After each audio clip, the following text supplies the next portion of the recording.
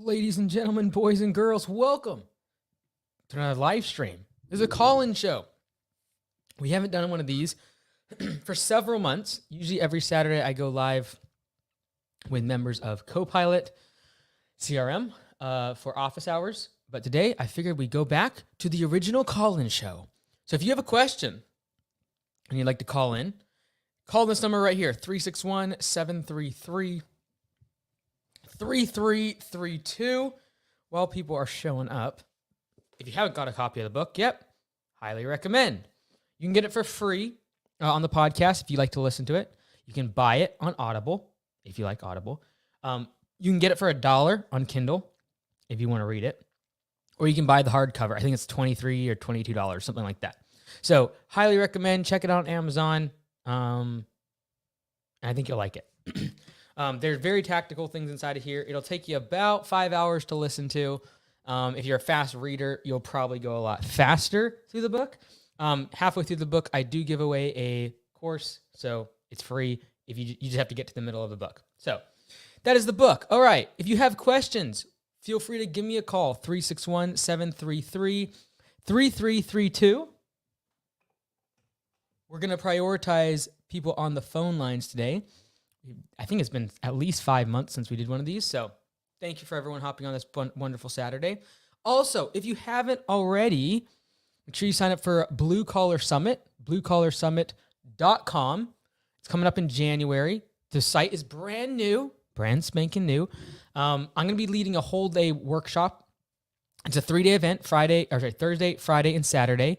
Friday is going to be the entire day will be a workshop. It will not be a bunch of keynotes on Friday. It'll be an entire workshop. Let me actually share with you exactly. You can see this via to bluecollarsummit.com. It's going to be in January 16th, 17th, and 18th coming up here in 2025. So go check it out. Highly recommend. We will sell this one out because it's not as big as we had hoped. But this kind of walks you through different keynotes, the breakout sessions, the workshop. So we're going to have breakout sessions for like anyone over $1 million in revenue. You're going to have to show your P&L to get into that one. We're going to have ones for younger guys like under 24, 25. Day one. Keynotes, you're going to not want to miss this one. This is going to be including the one and only from Bar Rescue, John Taffer. So he'll be our opening keynote for day one. Day two, I'll be doing the full day workshop. On this one, no one will be able to bring in any sort of recording device or cameras or phones, devices of any sort. Day three, more keynotes, some cool stuff we're going to be presenting there. So definitely want to check it out. Here's some of the different keynote speakers that will be in attendance, and you can go to the website, check this out. Greg Crabtree, and a lot of people know him in the home service industry from the numbers perspective, and there's a whole host of others that are going to be joining as well. So go check it out, bluecollarsummit.com. Lots of information, and you can book your tickets. Tickets probably, to be perfectly honest, it's going to be towards the end of the year by the time the prices start going up. We're just simply going to do it based upon how many people have registered. So if you know you're going to come, I just recommend buying now because we're just going to ratchet up towards the end as we fill up the venue. All right, let's go ahead and get started. We got first caller is coming in. Looks like from Washington. Let's make sure that this phone thing is actually working correctly. Can you hear me? 360? Hey, Mike, can you hear me? I can. I can hear you. Cool. What's up, brother? How can I help you? Perfect. Yeah, I wanted to ask, do you know who Jeremy Miner is? I've heard the name. Oh, okay. So he has like a style of selling. I'm not sure like you've heard of him, watched him before. Okay. I don't think so. To be perfectly honest, I've heard the name, but I don't think I've ever actually watched this content. Sorry. Jeremy, what was his last name? Okay. Jeremy Miner. Miner. Got it. All right. I'll check it up sometime later. Okay. Okay, so my question was going to be like, when you go out to do estimates like for projects, like not like lawn mowing, like instant quotes. Yep.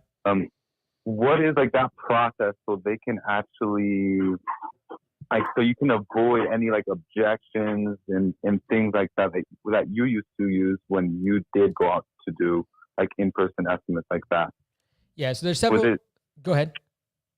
Mm-hmm. Go ahead. Yeah, so there's several things you can do, like in projects. The advantage you have with projects when you actually go meet the customer is you can use a lot of different Yeah. tactics other than simply speed around the technology side of delivering the quote. So a couple of Mhm. things is like the number one thing is assume the sale. So like when you're leaving Yeah. the bid, meeting the customer, even if you got to go prepare the quote, assume the sale, and that's like, okay, so Mhm. when we come, this is what we're going to do. Here's how it's going to roll. A lot of times sales are not consummated because the customer is unsure of what the next step is. So instead of just being like, hey, yeah, Got it. thank you so much, I appreciate it. The office will contact you back and get the quote to you, and then we'll go from there.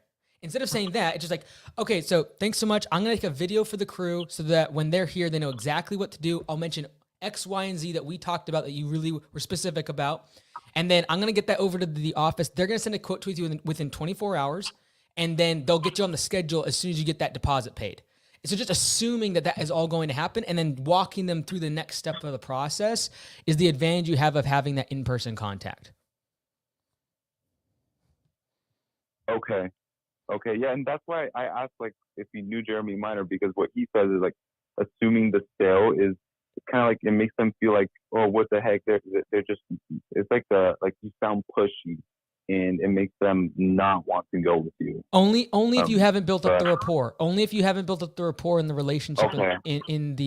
in that process, and that's the advantage you have of being in person. If you tried to do this over the phone, it Exactly. would come across wrong. But if you've Yeah. actually done a walkthrough with the customer, listened to their needs, gone over what things they didn't like about their last Right. contractor, you really understand them and what they're looking for, and not just like what they want done on their property, but why, like what's the intrinsic motivation, and you're able to connect with them. Making that assumption makes it really simple for them to make a buying decision, because everyone hypes up Okay, the so- close when in reality the close isn't a problem if you've just assumed they're going to be on the other side of the close. Like the decision shouldn't be a hard thing. It's like, hey, just click this button. Like we've already gone through all the steps that Yeah. are going to happen after this. The only next step of the process is click this button. Got it. So it would basically be before you assume, you just kind of prepare by asking them questions, like actually knowing why they're looking for you to like get this project done. Like asking those questions before you assume the sale. Yeah, ensure Like that when they you go in person. ensure that they know, like, and trust you, right? And so in that process Yeah. of 20, 30, 40 minutes, whatever you're doing that walkthrough, you are literally figuring out all their pain points. You're speaking to those, and you're not doing it in a Yeah. salesy way at all. You want what's best for them. And if you actually believe, that if you actually care about the customer and you believe that you're the best option for them, then you're going to do whatever it takes to convince them, quote unquote, to go with you as the vendor. And so a lot of Got times it. the reason people think that they feel salesy is because they don't actually believe they're the best option for the customer. And so in reality, most contractors need to sell themselves on themselves first before they go to a customer and try to convince, quote unquote, them of ever using them. Because if you don't believe you're the best option, if you don't believe you're the best value for the price you're charging, it will come across in the way you sell, and you won't want to assume, and it will feel salesy because you don't care about the customer. Got it. Thanks, Mike. You got it, brother. Best of luck to you. Take care. All right. Thank Next you. caller is coming in from 757. Welcome to the show. Thank you so much for coming on. Hey, Mike, what's up? How are you? Good. How you doing, brother? I'm doing good. So I just had a couple, two quick questions, or one of them might not be so quick. I'm not sure. So the first one is fairly simple. But do you recommend growing like really fast and then making it really profitable, like a little bit later, or do you recommend growing like a lot slower and more profitably? Yeah, so it comes down to your risk tolerance. I would say this. In general, the most profitable way to grow is determine what your capacity is in terms of if you use all your trucks and all your employees every single day, so max asset utilization, what would that revenue be? And when you hit that point, you're going to be at kind of the most profitable stage of your business because all your trucks are being used, all your employees are being fully used. At that point, you have the decision. Do I raise prices and slow down growth because my close ratio is going to go down, but increase profit? Or do I go out and buy more trucks, hire more people, increase the capacity so I can continue to grow? The part you're asking is really, what am I willing to give up efficiency of being close to max capacity? What I mean by that is, if you right now have 2 trucks and you're at max capacity, buying one more truck and hiring one more person is going to be the most conservative thing to do. The more aggressive thing to do would go buy 2 trucks, hire 2 or 3 people, and now you've jumped your capacity way higher, and now you're only at maybe 50 or 60% of your capacity, which is going to lead to less growth, but it's going to lead to less efficiency and profit, but it's going to allow for a faster growth trajectory. And so really what I want to know is, what is my max capacity using the current trucks and employees that I have? And then if I'm going extremely aggressive, I'm going to get quite a bit ahead of that in order to be able to take on usually a spring rush of a ton of leads pouring in and be able to flex into my capacity that I've now expanded. Does that make sense? And is there any follow-up on that? Yeah, absolutely. It makes sense. Yeah. And so it really comes down to your risk tolerance, because if you're willing to have less profit and you have sufficient cash reserves, you're probably going to increase capacity, i.e. buy more trucks, buy more equipment, hire more people sooner than later, so that when you get a rush of leads, you're able to absorb all of it and maximize growth. And hence you are in growth mode. So does that make sense? Okay. Yeah, it makes sense. Okay. And then my second question, this one requires a little bit more about my business. So, this year I'm projected to hit like 100,000 in revenue or just shy of it. And I'm solo, like it's just me, and I live at home and everything. So I was just wondering, when should I start taking this salary, and like how do I even do that? Like I honestly have no clue like where to begin with that. Yeah, like in reality, you only take a salary in terms of an actual W-2 where you pay yourself through payroll. Once you're going to be taxing yourself like an S corp. If you're an LLC right now, get a good accountant at the end of every single year. Be like, hey, like before January 1st, be like, hey, do I need to file a Form 1120S and be taxed like an S corp? And they'll base that answer on, is the cost of running another tax return going to be less than the savings of being taxed as an S corp? In other words, getting around the 15% self-employment tax if you're in the United States. And so that's going to be the calculus they're running. And then you just have to make the determination of make more money, focus on that right now, and just take distributions as needed, because it sounds like you're in growth mode. Just focus on that, and then get a good accountant that you talk to before January 1st to be able to file a Form 1120S, take your first W-2 in that calendar year, and pay some taxes that way. Yes, you're going to pay more in W-2 taxes. However, you'll get around the 15% self-employment tax. Does that make sense? Okay, yeah. Yep. Awesome. All right, brother, you have a good one. Take care. All right, the queue is filling up. So if I drop your call, please don't be offended. It's not that I don't love you. It's just the fact that I try to make room for people inside of the queue. Next caller, looks like they're coming from Germany. 491, welcome to the show. Thanks for coming on. Hey, Mike, Patrick Becker here. What's up, Thanks brother? for having me on the show. So I need advice when it comes to marketing. Right now, we are drying up a little bit on leads. So we are doing right now 20K in revenue, 12K in profit. We have 4 people, so 2 people working full-time, 1 distributing door hangers, and me as a reserve. Right now, our website is getting in leads. Right now, we got 105 leads for just about 12 bucks CPL. Then Google Services kicked in quite nicely with about 18 bucks per lead. But everything else when it comes to active marketing, like EDDM and all of that, it's just going down the toilet, basically. So right now we are paying it about 90 bucks per lead. And right now we are totally stuck because right now we are booked out for the next 3 to 4 weeks. I don't know if, like in Germany, most of the people wanted to have it on a semi-recurring services. So basically like bush and hedge trimming, like once or twice a year. And about 10% of them want to have it in a recurring, like monthly basis. Right now we got 35.86% of all the budgeted hours for 2 people, 320. They come from monthly services right now. Got it. So I need a little bit of advice. We did in the beginning of the year, we did a big mistake and tried to boil the ocean, like in Cologne. And we went back and tried EDDM like with door hangers, which is working quite finely. Again, our third guy is distributing door hangers like all day long. It is working, though we have a CPO of about 70 bucks with that, including his wage. So right now we basically say we got a small area of about like 2 miles and our aim is to get a door hanger distributed on every house, like at least once or twice a month. Roger that. Let me So we confirm need a few. advice on that. Let me confirm a few numbers. First off, you're making $20,000 per month in revenue for employees, $12,000 profit. Are those employees part time Correct. right now? Part-timer, yeah. Okay. So, And then for yeah, Google, my highest performer is on full-time, including me, and the other two on part-time. Roger that. All right. So for Google, you said right now you're paying, was it $18 or $80 customer acquisition or cost per lead? For EDDM, yes. And Google Ad was by far the worst. We got CPL of 400, which is abnormally high.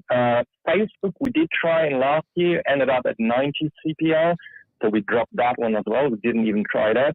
And yeah, normally in the last year, we got about $60 CPL for EDDM, but it's just going down the wall right now. Cool. So that's cost per lead. So right now we got door hangers at $70, including the person that's delivering them though. $70. Correct. And Okay. we got a 60% close ratio. Got it. So your customer acquisition And right cost on now, door our hangers is something like $120, $130. Exactly. And if you include all those people that are still like asking us if we do like paper patio, which we don't offer, we just do super simple services, just mowing, cleanups, that's it, 4 services in total. We end up at a CAC of 140. Okay. And then And our minimum is 240 at least. what is your kind of, just give me a ballpark of average annual value. Like if someone signs up for $200 per month, is that pretty normal? That would be a $2,400 annual value. What's kind of the average? Just below 1,000. And we got a attrition rate of about 28%. Got it. Okay. So if you, We already offer yes, excuse me? yeah, you're good. So basically, if we take your annual value of $1,000, we divide that by 0.28, we're going to get about approximately an annual or a lifetime value (LTV) of approximately $3,200. All right. So right now, the current math of buying a customer for $140 in order to make $3,200 of revenue, and then right now you are running, according to your numbers, a 60% profit margin because you had $12,000 profit on $20,000 in revenue. So if we can assume, let's even as we scale, let's just say 40% is going to be our actual take home off of that. If we can run that, that's looking at around, I think it's like $1,200 of profit, which means right now you can put into the machine of your business $140. And over the course of the next few years, make $1,200 in profit. So I don't think that's necessarily bad. And if you can pump money into that mechanism, it will still work. Okay. So maybe I'm just like trying to get my overthink in that case because I'm again from Germany and I'm trying to like replicate, even though I know it's different from America to Germany. I probably dare to say that we are one of the most expensive gardener right now with an effective hourly rate of $114 per hour. Mm-hmm. And hence the high profit margin. Man. Like half your revenue is profit right now. So I think you have the margin to keep spending at $140 customer acquisition cost. If you lowered your prices, you would probably have a lower customer acquisition cost because your close ratio would go up. However, I don't want you to do that because I want you to maintain that kind of margin so that we can make $1,200 in profit after putting $140 into the machine. That, ladies and gentlemen, is why you start a business. And so I think that's actually a good return. A lot of us will get tripped up over spending $70, $80, $100 cost per lead. And if you actually run the math on a profitable business, it still makes sense. Next caller is from 609. Welcome to the show. Thank you for coming on. Hey, what's up, Mike? My name's Dylan. Dylan, welcome. Thanks for coming on, man. Yeah, absolutely. Just got a question. So 2 quick ones. I think first one is when after your first location were you like, I want a franchise, and when did you know when to? Like, did you have a mentor or you just kind of jumped in and figured it out as you went? Really, whether it be starting a second location, whether it be franchising, whether it be starting anything new, usually you're not going to feel ready for it. And so I knew the goal for Augusta was to change the level of professionalism in the industry. I knew that to do that, we would have to franchise because we needed the location and we needed to compete with people locally. I thought I was going to do it in about a year, maybe 2 years after I did. But I realized if I didn't do something that would challenge my executive team, they would have moved on. And so I actually did it prematurely, knowing that I was doing it, quote unquote, before I was ready. That being said, you'll never feel ready and you'll usually feel inadequate, especially if you have any sense of self-reflection and can like analyze, be critical of yourself.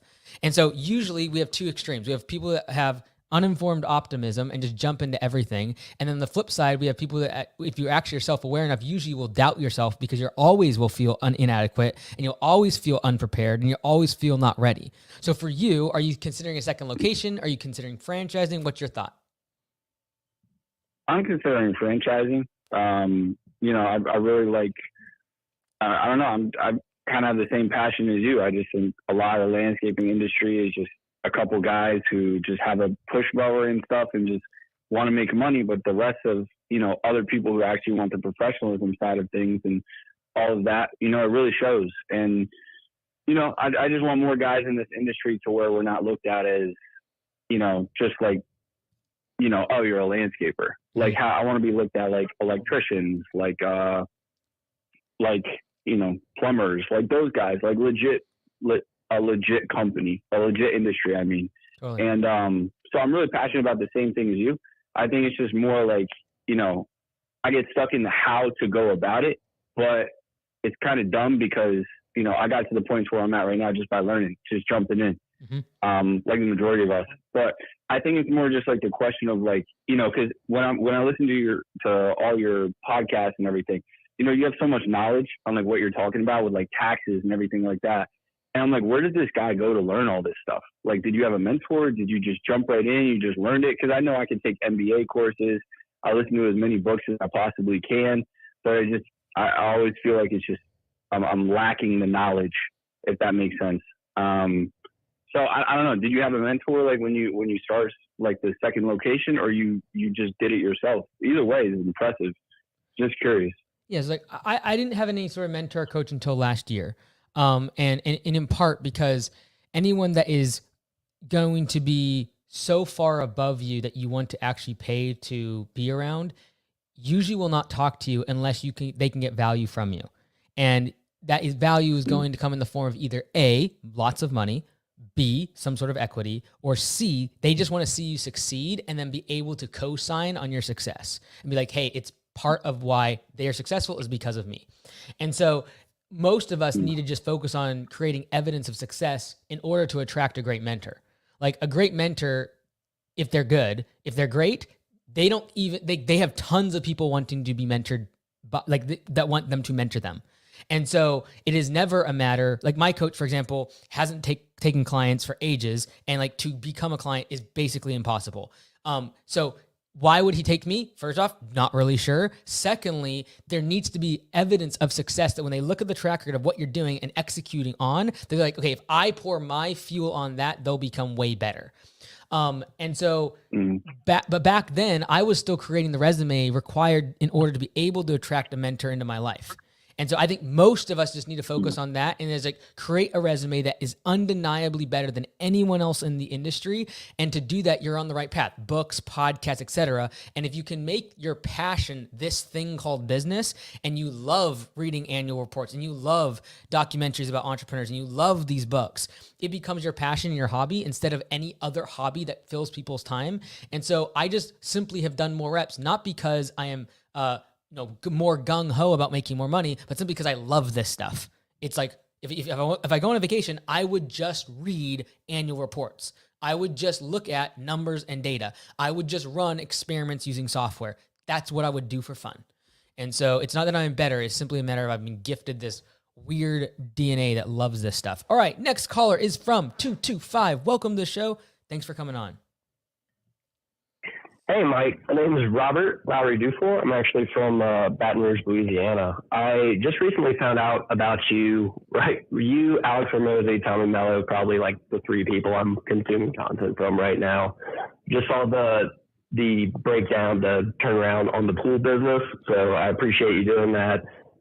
Really love your insights on the industry. So first question, really quick. average recurring service gross profit margin. What do you typically like to aim for there? It really depends, because some recurring businesses, if they have supplementary services, the recurring side of their business is actually just the gateway, right? So are you exclusively recurring, or are you using recurring as a way to get people in and then you're upselling them? So we're pool service. So my primary bread and butter, weekly pool maintenance. And we should be doing more repairs. I'm more of a business person than a pool person. So repairs have not been as natural to me. I find myself gravitating more to the chemistry side.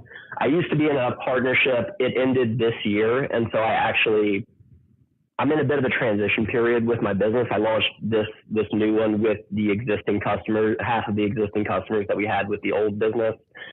And I'm actually right now, I haven't put together any website branding, anything for the new business, because I've been exploring the possibility of linking up with a pool builder who we can, work on with leads and also have a better foothold in the repair / renovation side of the business, which kind of more like you talk about. But I primarily, as an entrepreneur, I like cash flow. So that's what I like to optimize for. I right now, just for reference, I run it anywhere between 23 and 85, but a blended average gross profit margin of about 50 to 55%. Is that gross profit? It looks like. That's gross profit. Cool. That's after chemicals and just direct labor, which right now the software I use to measure my labor cost, it has to estimate a flat rate. So I overestimate the amount of labor to account for just like a few other variable costs, fuel, equipment, depreciation, and such. Yeah, like in general, if you can get your gross profit in home services almost across the board to 50%, you're good. And the reason I like that as a really basic metric is because if you're in something that does more material based, so in any sort of construction, your labor percentage is going to be significantly lower, direct labor. But COGS includes your materials and supplies. And so generally for something like pool cleaning or lawn care, more recurring, a far greater portion of our revenue goes to COGS in the form of direct labor. Whereas in construction, it's usually more like a 20-30 split on a 50% margin, 50% margin. And so anything under 50, you start getting extremely profitable. Like if you look at the valuations and enterprise value of home service businesses, as you get below 50% gross of your revenue going to COGS, I just see the enterprise value and the saleability of that business increasing. So just recently at like my location on Pay for Performance, this is the first time we've ever done this. And that is we've reduced our percentage from 33% going to the team down to 25 after we raised prices significantly. And I know the impact will almost more than double our profits over the next 12 to 24 months. And it's simply a function of when I go from 33% of my gross revenue on mowing, and I put down to 25%. That's a 25% decrease in labor cost. And so that goes straight to the bottom line. And so I think where you're at right now is probably good. And I'd just say like, if you can get down to like 45%, you're going to just see incrementally better opportunities down the road at your next stage. Because if you're not passionate about the business, the industry, it's going to be probably some sort of an exit, multiple locations, general manager, some sort of passive thing down the road. And if you can get that down to 45 or 40, you just almost can't lose, honestly. So that would be my recommendation. Can I ask one follow-up? Yep. Can I ask one follow-up on that? So a lot of these customers we had since we picked them up, like 2018, 2020, they've been around for several years and haven't seen a price increase. Okay. So several of these people could probably, to make it to the current market rate, could probably be seeing anywhere between 25 to 30% increases on their service side. So what's your methodology for evaluating when to raise prices on existing customers? And yeah, I mean, there's plenty of things about it, but I'm curious to hear your thoughts. Yeah. So have you read the book yet? The turnaround book? No, actually I got the audiobook going through it now. Okay. So chapter, let me see. Chapter 4 is your chapter. Basically what it is chapter is 4. a way to make sure you actually have a way of knowing exactly when to raise prices. There's one way to raise prices, and it's based upon capacity, right? So basically, when you have got enough jobs in your pool route where you either need to hire someone or get another truck in order to increase capacity, you have the opportunity to raise prices. And the reason you have this opportunity is because if you raise prices and some people leave, you don't care, because you need to actually make room for them.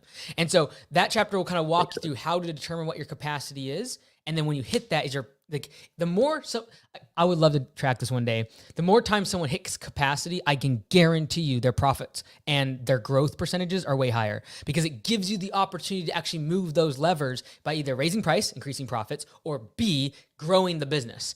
And so it's a more calculated way of actually raising the prices. But if you know you're 20, 30% under market rate, if you just were able to accomplish over the next 6 months that price increase, you'd get your average recurring profit, blended profit margin on gross profit, probably down to 38 to 40%, which you would crush on. So best of luck to you. I know you know what to do there.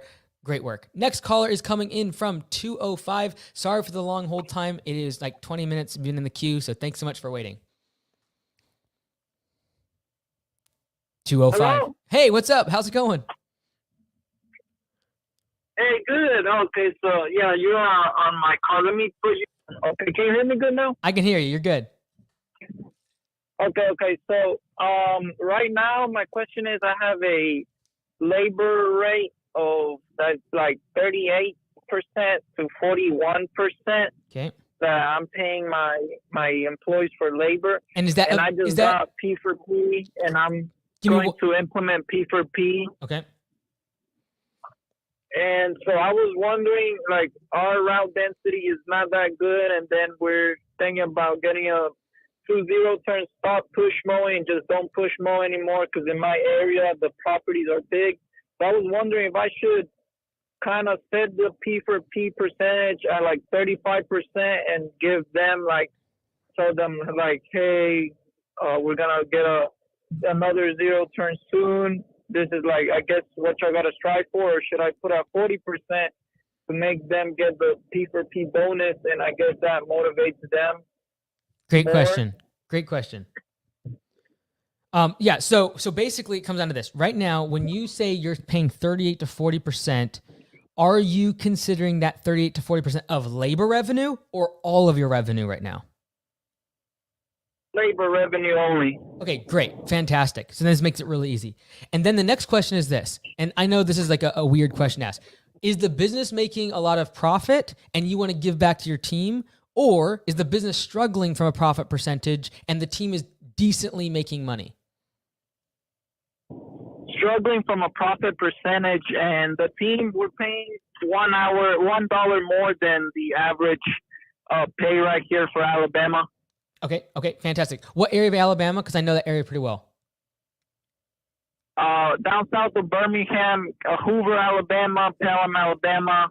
Cool. All right. So this is what I would recommend doing. Have you used the P4P software at all or not? I have kind of played with it, tweaked it. I found out my numbers. Perfect. I had a call with Lee. I kind of asked him a little bit, some questions about it, to implement it, but not. I haven't really. I just figured out my numbers, and that's how I figured out that it was from 38 to 41%. Cool. So this is what's happening right now is you can go lower than 38% because we know when we actually institute P4P, and if you're going to actually institute pay for performance, you could probably give your crew 30 or 33%, and they would, because they now have incentive to work faster and do a better job, they will be able to make more money, and you'll be able to recoup that extra 8 to 10% of right now it's going to them in wages to the bottom line. And so I would recommend doing this. Use P4P software. Don't tell your crew anything. Just simply run their time cards every day and, what they punched in, punched out, what their labor revenue was for the day, and see what it would look like if you did 30%. See what it would be if you did 35%. And then you will know that when you actually flip the switch and tell them they're getting paid based upon performance, usually we see a 20 to 30% increase in efficiency. So they'll produce 20 to 30% more revenue, which means when you're running that kind of trial period without telling them, what you're looking for is not for them making way more than what they're currently making per hour. What you're looking for is making around the same that they're making now. Because you know that when you turn it to P4P actually being their pay, the way they're getting paid, they'll become more efficient. And so the reason I say that is because if you were like, man, I'm making really good money, I would like to raise wages for my crew so that I can attract better people. If that would have been what you said, I would say give them 40% because you know you're profitable at 40% and you're happy, and you just want to give it back to your team so that you can attract better talent. In this case, where the business needs more profit, it is a matter of we need to move that labor rate down. And so I would be really, really pushing for 33 or 30%. But before you do that, run the math without them knowing that they will probably increase by 20 to 30% in efficiency once you tell them they're getting paid like that. Does that make sense? I already ran the math. So last week, on average, for the landscape crew was 38%. The mowing was 40%. Right. But what I'm saying is I would like to know what their hourly pay would be if you move that down to, say, 30 or 33%, right? And so... Oh, okay. Yeah, so I would assume right now, if I just had to, like, based on what you've told me so far, I would assume that if you did 33% on P4P, the reason I like 33%, by the way, is simply because the crew can look at all their jobs for the day, divide it by 3, and know how much money they're making. So I really like 33% simply for that matter. And the reason like we just moved from 33% to 25% is because now it's easy. They divide it by 4. So like I really like that easy math for them. I would really push you to go to 33%. By doing that, I know you'll get an extra 5 to 7% of profit margin going straight to the bottom line. And I believe that they will be able to not only compensate for the decrease in quote unquote percentage of pay, they'll actually end up making a few dollars more per hour. And so I would probably, if I was you, do like I talk about in Pay for Performance on the training, and that is tell your team, like, hey, this is what I would like to do. I would like to be able to pay the people who work the hardest. I'd like to pay them more. So what we're going to do is we're going to give 33% or a third of all the labor revenue you make every single day, you're going to get as a paycheck. Now, what we're going to do to test this over the next 2 pay periods, I'm going to give you the higher of either your current hourly rate, or I'm going to give you P4P, which is a third of all the revenue you make for the business. And then you let them go. And I guarantee you they start to get more efficient and they'll start to work harder. And then you just can show them each day at the end of each pay period, oh yeah, you made an extra $200-$300 on the last paycheck because of P4P. And so if you do that for 2 pay periods where they can't lose, then it puts your mind at ease. Like there's not this massive switch. Does that make sense? Yes. Okay. Cool. Well, hey, best of luck. Okay, I know the switch is daunting. It can be a little bit scary, but I just genuinely believe going to 33% is going to be sufficient, because once they actually have the incentive to make more money, they'll push themselves enough to not only recoup their current wage, but then make a little extra on top of that. Next caller is coming in from 316. Welcome to the show. Thank you for coming on. Hey, Mike, I really appreciate it. Been a long-time listener and fan. I got a question as far as market size goes. I've been on the edge of starting my own company for quite a while, and I've landed in the home service or home improvement. And I'm kind of really leaning towards potentially exterior cleaning as far as, power washing, soft washing, things of that nature. Now, there's a couple other companies in my market who already have like a good bit of the market share. And I was just curious and wanted to know, say, your opinion as far as the size of city that I'm in, whether this is even anything that's viable or doable. The city I'm in is about 400,000, and the metropolitan area is about 650,000. I'm going back and forth whether I want to do this or a different idea, and I'm just trying to land on top of something. Yeah, like in general, I believe that you can build $1 million business as long as you have more than 10,000 people. So from a market cap size, I'm not concerned about it. And when I'm evaluating markets, the one thing that I actually do pay attention to is not so much how much competition there is, but are there any players that own a large percentage of the market? Because then I'm facing brand. And brand is something that's extremely hard to compete with. And so if you look at the market and you say, okay, there's 20 different competitors, but 2 of them own 60% of the market, I would be less inclined to want to go there compared to another market that might have 60 competitors, but no one owns more than 1 or 2% of the market. I like fragmented, and I don't mind more competition. When someone though has a brand, they have a massive moat that you're not going to be able to scale to beat their customer acquisition costs, because they can simply get customers for cheaper than you because of their brand awareness. And that's just a hard wall to scale. That's kind of where I'm at. There's probably 2 or 3, maybe topping 4 people who one of them has, I mean, they got like 400 5-star reviews on Google. Another one has probably like 80 to 100 or topping over 100. And then everybody else around there is, 20 to 30. I mean, some guys only have a couple. So they have a great brand. I'd love to replicate it. And I mean, essentially that's what I'm looking to kind of build and start and potentially franchise in the future, something I can be proud of. But that's just, when I see that, it's definitely a little daunting. I'm like, I don't know if it's compatible or competable, I guess. Yeah, the hard part is honestly assessing correctly what the market size is. That's the hardest part, because if, for example, both those 2 big players only own 5% of the market each, and then there's 60 other players that are breaking up the other 90%, I think that's a great market, because what that means is you'll probably be able to get to that 5% of market share pretty quickly. But when I'm talking about a smaller market, if someone owns more than 30 or 40% of the market, it means that they have so much brand awareness. When people think of that service, they think of that company, and it's just going to take you way more money to break into that market. So I would really just try to correctly assess what percentage do these 2, 3, 4 big players have.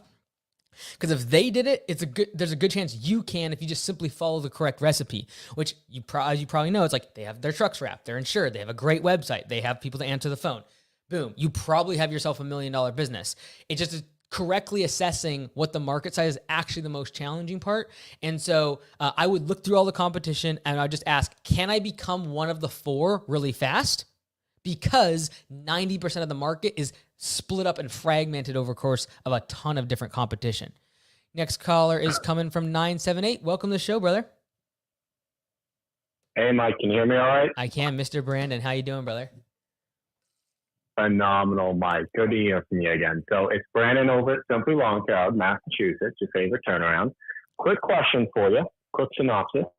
So as you know, we did 700 last year. We're doing 800 this year. We took your advice. We focused on profit. We had 3 overhead people. Now it is just me in the office admin role and Scott in the sales and op role. Where we're at right now, the issue we're having, it's summer, team's all trained, everyone's making P for P, and we're at about 75 to 80% equipment utilization. The reason I'm not pushing to 90 to 100 is everyone takes vacations right now, including myself and Scott. So we're more at like 90 if you include all the vacations coming up. The issue we're having is our workloads have been cut in half. So Scott is now picking up 15 budget hours a week of field work because he has time and we want more money. And I'm getting all my office work done, but I have nothing to do but like wait for calls most days. So our question is, CAC obviously goes up in the summer since there's not as much demand. So really want to know, like, what do you recommend for the summer? Either 1, just prep and save money for the fall demand bump and next year's spring rush, or 2, do we try to actually up the marketing spend and test out some new marketing methods? Or is there a third option? I would say the third option is focusing on the customers that you got during the spring and upselling them into other services, because now we're switching from focus on the recurring side to now one-off projects. So all the customers that you got for mowing, fertilization, or so mowing in the spring, now it's time to go double down on one-click estimate emails, text messages, even in-person estimates for projects. And so it's all the things that we didn't want to do in spring because we were super busy. Now it's time to swap over to those other services as demand for recurring services has basically fell off a cliff. Roger. So focus on marketing things that don't cost much extra money. And if you look at your blended cost per lead with this sort of activity of focusing on upsells, then you actually have a decent cost per lead during even the summer, because now that cost per lead is 0 on an upsell. And so, inside of Copa, because I know you use it, I would incentivize your guys to the moon for upsells. And I would really dial that in. I'd get your top 4 or 5 one-off services that you can offer, and I would give them a $20, $30, $40 if someone gets an upsell from their recommendation. And whether or not you make it where you have to approve it, so you can make it where you have to approve it from the dispatch board before it gets sent to the customer. I would recommend that if you have more entry-level guys out in the field, or if you and your partner, you guys want to have the ability, you can do it directly from one click. It immediately goes out without any sort of approval. I would incentivize that. I would make a thermometer in the office of or a leaderboard of who's getting the most upsells, and either give them per upsell a significant amount, like $30 to $50, or I would make a leaderboard with a massive cash prize, and then do a leaderboard like each month. Because ultimately, and this is how you pitch it to your crew, hey, I'd rather give you guys the money than Google and Facebook. So everyone knows work is kind of drying up. We have two options. One, we can go spend a lot more money on Google and Facebook and give Marky Zuckerberg a little more money. Or I'm willing to give you guys $30, $40, $50, whatever you feel comfortable with, to be able to get an upsell. And all you have to do is click one button at a customer's property based on the services you think they need. Take a picture, attach it to the job, I love that. make the upsell, and then you would then look at the picture on the dispatch board, approve the upsell, and even send you could even, based upon the picture, based upon what service you're trying to pitch to, you could potentially send the quote as well. Mm-hmm. Gotcha. Cool. Do you guys have an updated video on that in Copilot University? Yep. There's two. There's a business case one that I made on how to use and how to pitch it, like I just said, to your team. And there's a second one, like how to set it up with text or email, how to set up where you approve it from the dispatch board, or if it just automatically goes out. So for you guys, I would just make it where if you see an upsell, especially that he's out now doing jobs, he could literally on every property be sending one of these bad boys out. Yeah, he's actually been doing that. Yep. All right, cool. So, and they're both on Copilot University. One's not on their YouTube channel. Correct. They're both on there. Exactly. Just search upsells and both of them will come up. Great. We'll get on that now. Thanks, Mike. Talk to you when services come around. Good luck, brother. All right. Next caller is coming in from 406. Welcome to the show. Thank you for coming on. Hey, Mike. How you doing? Good. How you doing? Yeah, doing good. So I'm starting a lawn care business. Okay. And right now I'm doing auto detailing. Okay. I'm doing more auto detailing than anything. The plan is to eventually merge into something else. What are your recommendations for that? Because I know that can possibly get kind of scary. What do you do with those old customers from the previous service you had? So there's something else that I kind of want to do, step up my game as far as what I do. And so I just don't know exactly how I'm going to do that. Like, what about okay, I'm getting kind of complicated here, but it's a basic question. Just need some advice on merging into something different. Okay. And what do I do with those old customers from the previous service? What can you recommend? So, couple questions. First off, what was the revenue in 2023 for the auto detailing?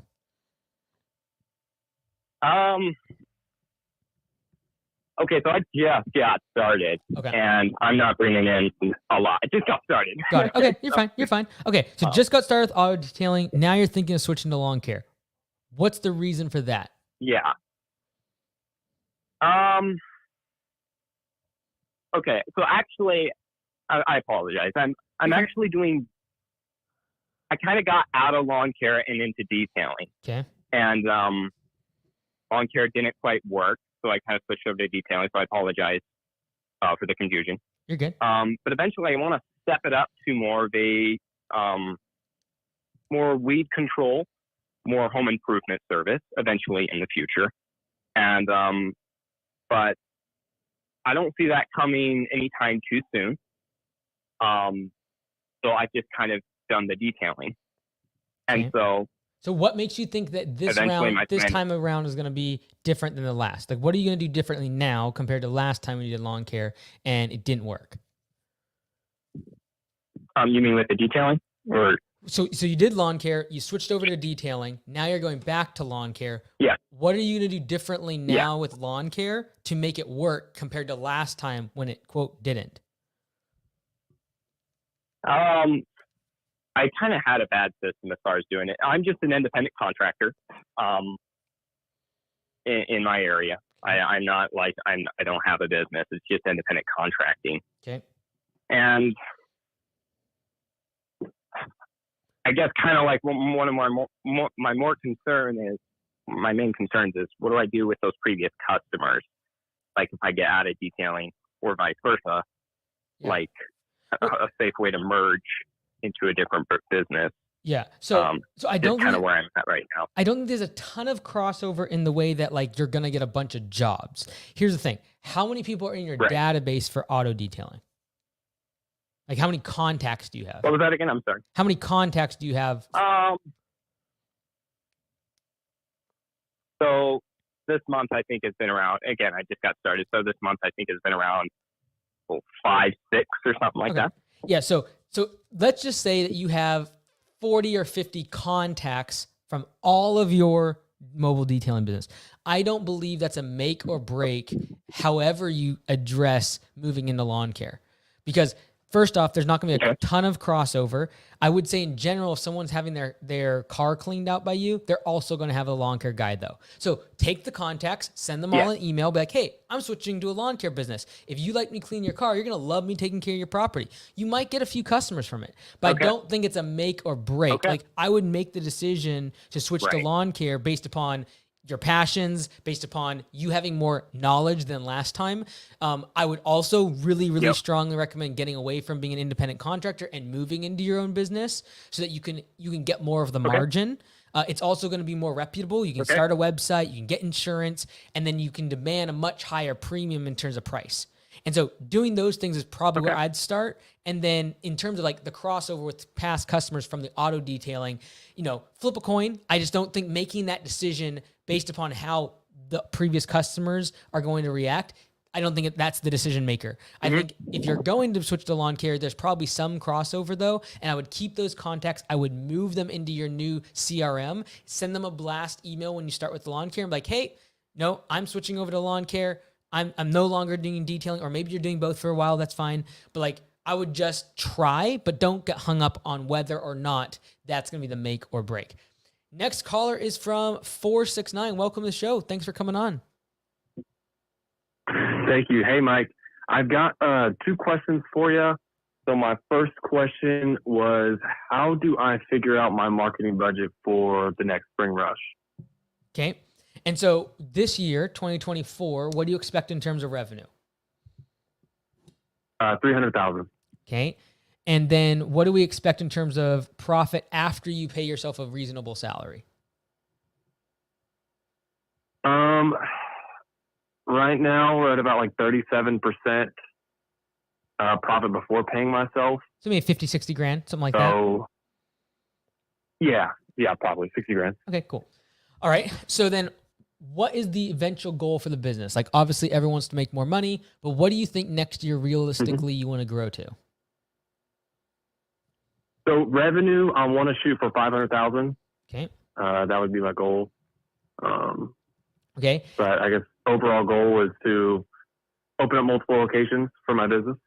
Okay. I would probably do the $500,000 year before starting a secondary location.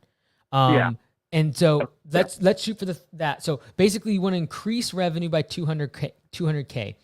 Then it's a matter of, okay, here's rough math. I know that most marketing dollars in this industry are going to get a 10 to 20x multiple in the next 12 months, which means if I spend $10 today, I'm usually going to see about $100 to $200 worth of revenue come back to the business over the next 12 months, which means if you do really bad at marketing, all right, and you're doing a 1 in 10, that would mean you have to spend $20,000 on marketing in order to be able to make $200,000 of revenue, new revenue next year. I assume you keep the $300,000, you do a good job, and you don't have a ton of churn. Now, on the lower end, if you just crush at marketing and you do great with Facebook targeting and you do a great job of doing door hangers and you have your customer acquisition costs nailed down, then all of a sudden you can probably get that lower to 10,000. And that'd be like a rule of thumb, 10 to 20K. And then it's just a matter of you can back this math out more, right? So, okay, we need to increase revenue by 200,000. Fantastic. Okay, if we're doing recurring revenue and we're going to do $2,000 of annual value per customer, now all of a sudden I need 100 recurring customers. Awesome. Well, what's your customer acquisition cost? Do you know that number or not? Yeah, it's $48. So if you can get a customer for $48 and you need 100 of them, everyone would usually do 100 times 48. Ding, ding, ding. If you kept every single person. However, that's not the case. If you're getting 100 new customers net, it's likely that you will have to get about 130 to 140 new customers. This is the part where people under budget for their marketing, and they under budget what they're going to have to spend in order to get the growth that they're wanting. Because what you're really going to have to spend, assuming your CAC is 48, you're probably going to have to spend more like $7,000 or $8,000 in order to get the 100 customers. Yeah, that was my thing, was like factoring in like the attrition and losing customers with that. Cause like, yeah, you could say, okay, I need 10,000 for this, amount of customers or revenue, but you're going to lose customers in that process. So I wanted to figure out how to factor that in with it. So if you don't know the attrition number, assume 30 to 40% kind of as an industry average. It's gone up significantly in the past 3 or 4 years as like a blended average. A lot of people moved in 2021, 2022. And so it's starting to come down as an average for the industry, but still 30 to 40% is safe. Keep in mind, I assume a $2,000 annual value, which is high for lawn care and landscaping. So you'd have to upsell people. You have to have winter services. You'd have to do something more than just mowing typically to get that $2,000 value. What's your second question? So second question, when is the right time to switch to an S Corp for tax purposes? Yeah, so this is simply a function of when your savings on 15% self-employment tax is greater than the cost to run a separate tax return as an S Corp. And you don't have to start a different corporation or entity. You can take the same LLC, same EIN number, and file a Form 1120-S. Get a good accountant in December, have a meeting with them, and ask them whether or not it's worth it based upon your P&L year to date. If they say it is, you can literally file one W-2 at the end of the year and file your Form 1120-S, and you're good to go. So this is really a function of having a decent enough CPA. Usually when you cross $40,000, $50,000 of net profit after you've paid yourself, usually that's about when it makes sense. But talk to a CPA right before the end of the year, and they'll make sure they take care of you. Next question is, and by the way, home service CPA, great. Brad will take care of you there. 517, welcome to the show. Thank you for coming on. Hey, can you hear me? I can. What's up? Hey, Mike. This is Cody from Michigan. We've had a couple of coaching calls. We had them last year, and then our last coaching call. I'm trying to bring up the speed here within like 20 seconds. Our last coaching call was I was heading into 2023. Excuse me. It was at the end of 2023. I had a bunch of cash stacked up. I was ready to go into the winter. Firing my employee to go solo for the winter because I was in Michigan. The beginning of this year, I decided to switch, I moved to Georgia. I wasn't happy with the demand curve and how inconsistent the winter was in Michigan. And I just wanted to restart before I got 5 years into business. I just did it after my first year, or my first full-time year. So I started again this year in March in Marietta, Georgia. It's a suburb of Atlanta. We started with 0 mowing customers, and I had a few grand in the bank. And by the end of May, we had 100 plus mowing customers. So we went from 0 mowing customers to 120 now, and like $14,000 or $15,000 a month in recurring mowing. We've raised prices once. We raised prices on 105 mowing customers by $5.50 per service across the board on everyone. And I think we lost 4 people. So there's another good example for you of why people need to raise prices. But anyway, I don't need any help with the business, man. I'm doing good right now. I'm just burnt out. I know this is something that's predictable. Like the months of June, July-ish are usually full of burnout. But man, I went from just grinding, doing door hangers, 8 hours a day, 10 hours a day, mowing all day, and I was sleeping 3 hours a night, and I was running off of fumes, and that's all I needed. And now it's it feels like I can sleep 12 hours, and then I still can't get myself out of bed. To be honest, man, I'm kind of putting myself on a chopping block here, but the last month or two, I'll show up to it's just me and one guy, right? I got a full-time guy. I'll show up to the shop 15, 20 minutes late. I'm not sleeping right. I'm not eating right. I haven't gone to the gym in a month or two. Normally I'm eating 2 or 3 meals a day, and it's good prepped meals, and it's solid, whole foods. But now it's I can't stay on a diet. I don't know. Maybe it's systems that I need to kind of keep me burnt out, or keep me from burning out. I know you talk about flattening the demand curve, so it's not so much of an up and down and having higher lows and lower highs. But I I love capitalizing on the spring rush and like how we were able to go from 0 to 15,000 a month in mowing revenue. I want to be able to do that again next year, but go from 15 to 35 or whatever. But I don't want to run into the same issue. And I'm dying over here, man. I'm showing up to my own company late, and like I'm just burnt out. I'm just so destroyed mentally right now. That's all I got. Okay. If I asked you this question, if I was just talking to you, like, what do you think you're burnt out? I don't enjoy. You and Lee have talked about this on C-Suite recently. I don't enjoy the day-to-day. I hate mowing. Like, I don't like mowing lawns. When I mowed my first lawn under Streamline when I started the company, like, that was my first time ever mowing a lawn. I did it because I wanted to find something to sell to, like, build a business. And, like, I dread the everyday thing. And I know I can get out of the field next year. I can get there because I can keep my costs low enough where I can stay out of the field with 3 or 4 full-time guys in the field, me being an office person. But, like, sorry, to answer your question, I would say that I'm burnt out because it feels like I didn't have systems maybe for the last couple months. I mean, you know what it takes to go from 0 to 120 million customers. I was on top. My close ratio is good. My response rate's good. Everything's good. But, like, I am falling apart. Like, the thing that was the sauce that was making that engine go so hard is like, I can feel it falling apart. And I'm trying to, I want to stay in this thing. I want to get out of the field. I want to grow $1 million business and then start, copy and pasting. But I would say I'm burnt out because I do not enjoy the day to day. And that's been my life for the last few months, 12 hours a day. Okay. So a few things. I can take this from a few different angles. First off, I would say, if you want to build this thing to $1 million business, this is simply the journey on the way to doing that. If you feel like you're burning out, you're going too fast. And so you might just want to slow down and reduce the timeline to getting to the $1 million business. And so going from 0 to 130 customers, fantastic. Next year, you could potentially probably double that or more if you can stay on the rails. Here's the thing. If there's a 50% chance you don't stay on the rails and you quit, all of this is for naught. I would rather you take 3 or 4 years to get to the same place, but do so in a controlled manner with 100% likelihood of success. And so do you think your goals, do you think that the timeline that you're impressing on yourself is so great you're putting way too much pressure on yourself or not?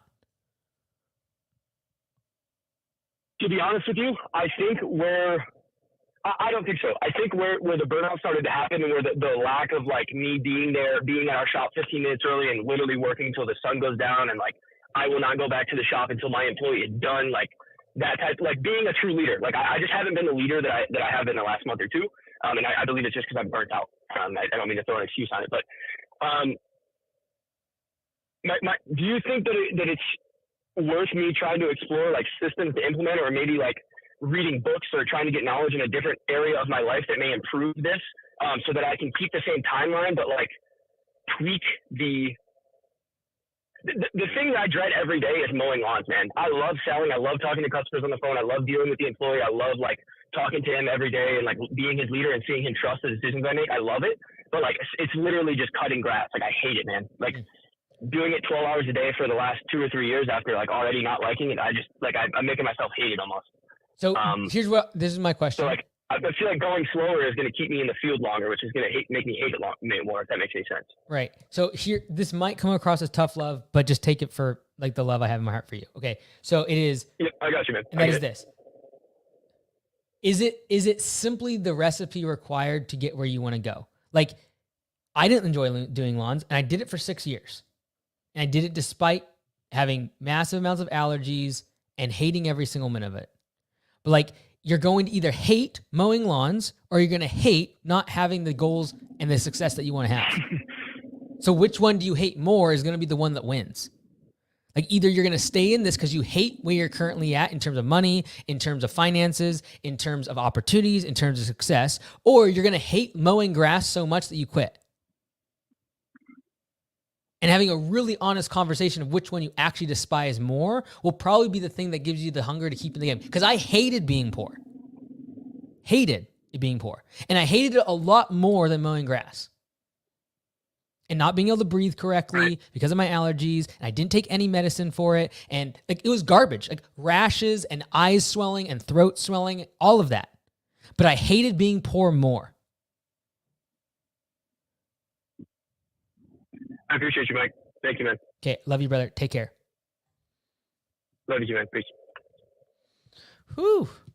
Okay, Cody, I love you. Feel free to reach out to the community, maybe on Lawn Care Millionaires. I'm sure a lot of people would love to help you out or give a word of encouragement. I went a little bit more of the tough love part, but I think that's the majority of what a lot of us feel in home services. And when you're going from 0 to $1 million, you're not working on the business. You're not thinking about strategy. You're not thinking about the architect side of the company and entrepreneurship and books and conferences. You're just doing the work. And it stinks. All right, next caller is from 360. Welcome to the show. Thank you for coming on. Hey, Mike. This is Hector with Wise Redwood Lawn Care Services. Hector, how's it going? Good. How are you, man? Good, man. You're from local, right? You're in Washington here? Yes, sir. I've run into you a couple of times. So it's been a pleasure meeting you in person, too. Let's go. Cool. What can I help you with, man? Hey, man. I've always followed your content and everything, and I've learned quite a bit. But I just, I'm still struggling if my business is profitable or it's my second year in business right now. Okay. And last year we made $220, I think. And this year I'm hoping to make around $350. I could be shooting it low, but I think that's what I want to go for this year. But anyways, I need to figure out if my business is profitable or not. And I just don't know how to figure that out. I was hoping you can help me with that. Cool. Real quick, Hector, I missed your last year's revenue. Was it $28,000 revenue or $280,000 revenue? 220. Got it. Okay, fantastic. So $220,000 revenue last year. This year you're on track for $350. You're probably undershooting. Great. So you're asking, how do you know if you're profitable? Yeah, or I don't even know if that's... No, you're fine. Yeah, that's what I want. The bottom line is this. You are growing more than 50% over the year over year, all right? Anything more than 10% growth typically means that you're going to have a cash constraint. Because in order to grow more than 10%, unless you're just raising prices, you're going to have to buy more trucks and more equipment. And so what it's feeling, I would just guess, because I've been through this before, when you grow by 50%, you're feeling like I'm growing a bunch and I'm not seeing any money in the bank. Is that assessment correct? Right. Last year we ended with, I think it was a good amount in bank, which was 80 in the bank. Okay. With everything, all of my my expenses and everything. Where I have I think the only thing that I have a debt on right now is a truck, which is $20,000, which that's pretty much I have on debt right now.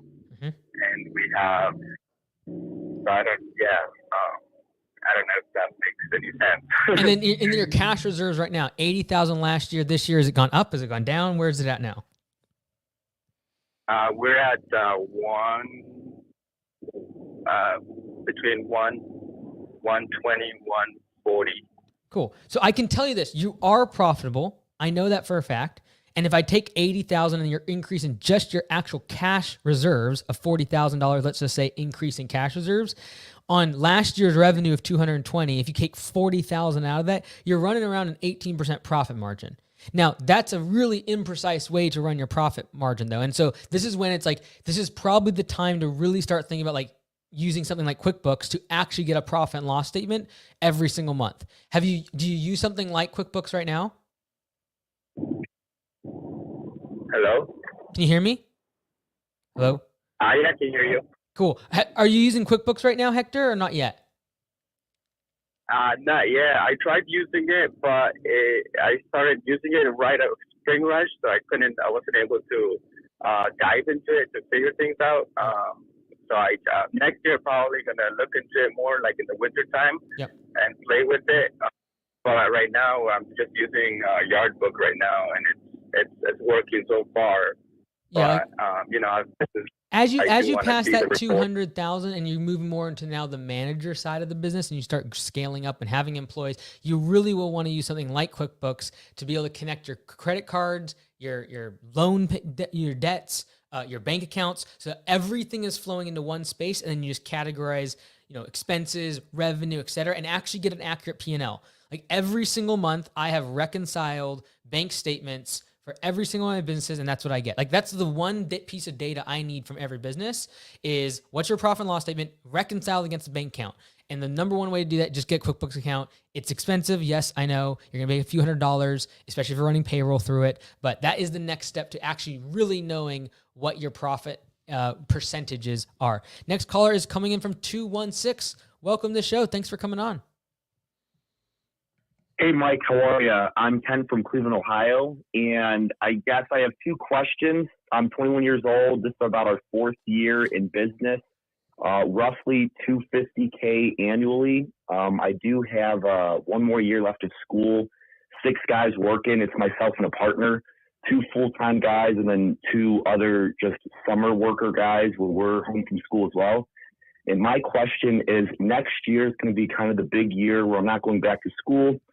So I'm looking at buying out my partner. So I was wondering the buying out / evaluating process and what would be the best kind of course of action regarding to figure out a best, course of action and price for that.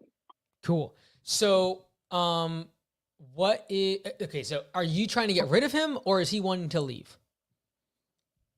I would guess it's a mixture of both. He's going to The Ohio State, and he's going to be a dentist, so he's on his way out as well. Okay. And then for myself, I also am looking to kind of just do it my own way because I'm going to be out of school, so I'm going to be done. I'm going to be ready to go, and I don't want to carry him around when he's back at school. Has he thrown a number at you?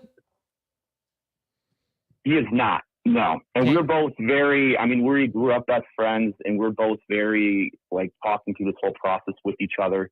And we're obviously going to try to talk to as many people as we possibly can to figure out the best and most fair way for the both of us. Yeah. Yeah. I think first and foremost, I just have an honest conversation. And how I'd open it up is hey, if by the end of this meeting, we don't agree on a price, we'll go to other measures of valuation. And here's the ways that we would value the business. And usually you can get 3 different ways. You can do it based upon profits. You can do it based upon number of customers and your CAC. So you can be hey, we usually have to spend $150 per customer. We have 100. Okay, you can break all that down. So 3 different valuation mechanisms. Just look them up on Google. There's multiple ways to value a business. You can determine those before you start giving numbers. Right. And then you can be do you have a number in mind? And he knows kind of what the cash position is, what the business can afford, et cetera. You know what you're kind of willing to pay. And so I just have the honest conversation first. And then just before that, though, determine if we don't make, if we don't have a meeting in the minds in this meeting, we're not going to be mean. Nothing bad's going to happen. We're simply going to use this mechanism, and we're going to have a third party come in and help us evaluate the business. That third party could be another, someone in the industry. I do this quite often, but you could also just get a consultant or someone to give you a valuation. Yeah. And then you guys just use that. Right. I like that. No, that works well with talking to him first and then going from there if we can't fully agree on something. You honestly have a lot of the leverage here, him moving away. Also the fact that he's going to become a dentist. He's not going to be able to be doing this. So you have actually most of the leverage here. The longer you wait and the closer it gets to school, you probably have more leverage. So because I'm speaking to you, I would probably say wait as long as possible. It gives you more leverage. No one else is going to buy out the 50%. You are the only one that really can, because he can't go sell his 50% to someone else. So if I'm talking to you let's be a shark here and you're trying to get rid of this person, which I know that's not the case, but let's assume it is for a moment, I would be waiting as long as possible and realizing you have all the cards on this deal. Next caller is coming in from 517. Welcome to the show. Thank you for coming on. 517. Hi, Mike. My name is Reggie. Hey, how's it going, Reggie? Oh. Hi. I'm from Hartford, Michigan, and I'm 18 years old. I'm currently wondering just what the best plan for marketing would be this season. I didn't quite have the money for marketing at the beginning of the year. And now I have, I'm getting more money, but I'm just wondering if I should wait until the end of the year or for next spring rush or what expect. what exactly steps I should take. Yeah, like if I was you, I'd be testing right now different kind of marketing methods, try to figure out some Google stuff, figure out some Facebook stuff, run some every door direct mail, do some door hangers, try to get some sort of pulse on what's working. And then I would try to keep as much powder dry for next spring rush because that's when your customer acquisition cost is going to be the lowest. And so right now, it's tempting when you have more money to spend said money on growth. The problem is it will cost you twice as much to grow now compared to next spring. So right now, I'd prefer you get the skills, the education, and the data required to succeed next spring rush, and then spend your marketing dollars next spring. Does that make sense? Yeah. Then, so right now, like Facebook ads are doing pretty good, and then I do door hangers and yard signs, and those all do pretty well. So I've been putting a little money towards that, but yeah, that definitely makes sense of waiting to push all the money towards spring rush. Also, next month, I will be doing like an hour-long video on 20 different ways to market. I'll break down the pros and cons of each. That might be helpful as well. Next caller is coming in from 971. Welcome to the show. Thank you for coming on. Hey, Mike. My name is Jesus. I'm 25. I own a business with my partner. We're doing about 1.4 this year. Good for you. Can you hear me? I can. Yep. Absolutely. So you've talked about building the foundation, which it feels like that's what we kind of have, but everything within that foundation feels like it's not complete and disorganized. Okay. Like there's loose ends in every single aspect of it. And when I try to close one loop, I have to go to another, and then that loop opens up again. And it just feels like it's a never-ending cycle. What evidence do you have that things are falling apart internally? Equipment, employees, not doing their job, poor return customer rates. We sent out a review request from customers. We got like 8 messages come back saying that they were unhappy. They felt the value wasn't there. Yep. Our manager, I'll tell him, hey, this needs to get fixed because we're going to run into this problem. He'll say, okay, and then he doesn't do it because he ends up problem solving something else. It just seems like it's all kind of like sinking from my point of view. Okay. No, great. But it's still Great. going. Very self-aware. So, question. What was revenue in 2023? 1,050,000. Okay. What was it in 2022? I think we were like 700-800. Yeah. So you've doubled the business in 24 months. So keep in mind, first off, we'll get to like how to fix, but like keep in mind, it's going to seem like twice as many problems, twice as many issues, twice as many complaints because you simply grew revenue by double. And so I would frame that first, because as people grow, and especially if you're a people pleaser and it hurts to have bad feedback, like it kills me, I can't sleep usually. When that happens, I have to realize that the business is simply bigger, and I could do 2 things. I could A, try to fix the problems, which is what we'll talk about in a second, and put my head down and just fix stuff. Or B, I can just retract the business back to being a smaller size. And guess what will happen? I will have less complaints. I will have less problems. I will have less equipment breakdowns. And so I'm going to assume that you're not going to shrink the business. You continue to grow, make more money, etc. Yeah. So then now that we've crossed that bridge, it's a matter of how do we fix these things? And the question I have is like, do you know how to fix these and you're just observing, or do you actually have an education, like an ignorance side of things? Like you don't know how to fix these problems? Because it sounds to me like you know what to do, like the equipment. I could fix every single problem myself if I had unlimited time. So here, this is the great. So this is what I would recommend. I would recommend not growing next year. I would take 1 year and try to do 1.5, have the same number of customers, same number of trucks, same number of employees, raise prices by 20 to 30%. Okay. we're only booked out about a week right now, so raising prices feels like not how the much answer. How much of your revenue is recurring versus projects? We have around 300,000 recurring, rest yard cleanups, almost no landscaping. Okay, wait, sorry. 300,000 in property cleanups. Mostly everything else would be mowing, and then very little landscaping. No. Maintenance would be around 300,000. Okay. Everything else variable landscaping. Got it. So like property maintenance type of situation for the other million? Yeah, cleanups like overgrown properties and bark dust and that kind of stuff. One-time project. Got it. So this is the thing. I know you're only booked out 2 weeks, but the reason you're only booked out 2 weeks is because you've been increasing capacity by buying more trucks and hiring more people. Like I would put like a moratorium on buying stuff. No buying stuff. No more hiring. As soon as you do need those things, you simply would raise prices. And that might be next spring, to answer your question more directly. Like, do you need to raise prices now? Maybe not. You only have 2 weeks worth of work. But the next time you think I need to buy a truck, or the next time that you think you need to get more equipment, or the next time you think you need to hire someone, you stop and you just raise prices.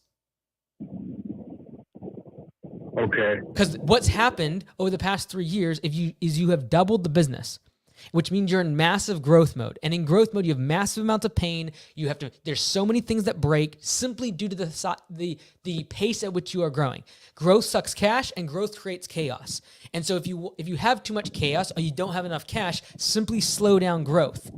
And we can do it in a much more profitable fashion. I happen to believe that if you're making an extra $100,000 in profit in the bottom line, these problems wouldn't seem so bad. And so we can do that literally within 12 months by just not growing by 300 to 400K next year. Okay, so you just kind of take a breather. I highly recommend. I think that most people over $1 million, if they just took 1 year, didn't grow any sort of customers, bought no trucks, no equipment, and didn't hire any more people, and just raised prices whenever they had the inclination that they were overbooked, they would be way more profitable. The business would be much more sustainable, and the following year they'd have the capital to actually grow a lot more in the long term because the business would be healthier financially. Okay, that makes sense, because that's the other issue: money in the bank. Hey, if you're not making money, a decent situation will sound horrible. I happen to believe if you're making $200,000 in profit on the 1.4, you'd be fine with what's going on. You're like, okay, yeah, I get a couple complaints. Like, who cares? Like, I'm growing the business here. So we can fix both of these things, because by you taking 1 year to get your feet underneath you, and what you'll now focus on is systems, not growth and expansion and painting trucks and hiring more people. You're going to focus on creating all the systems, and you know what they are. You just need the time to do it. And we're going to enforce that by raising prices and reducing the demand for your services by the price increase. Okay.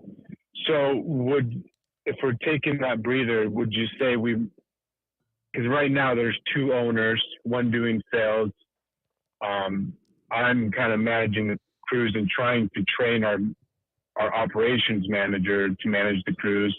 And we have a secretary. So if we're not growing next year, would you say we have too much non-revenue generating employees? I would cross that bridge when I get there. And if needs be, the person that is doing sales, the person that's doing ops goes in the field because they don't have as many leads coming in. Because when you're in profit mode, you're not going to spend as much on marketing. Like, you've been stuck in the past, and I don't mean stuck in a bad way. You've been crushing it. Let's just be honest.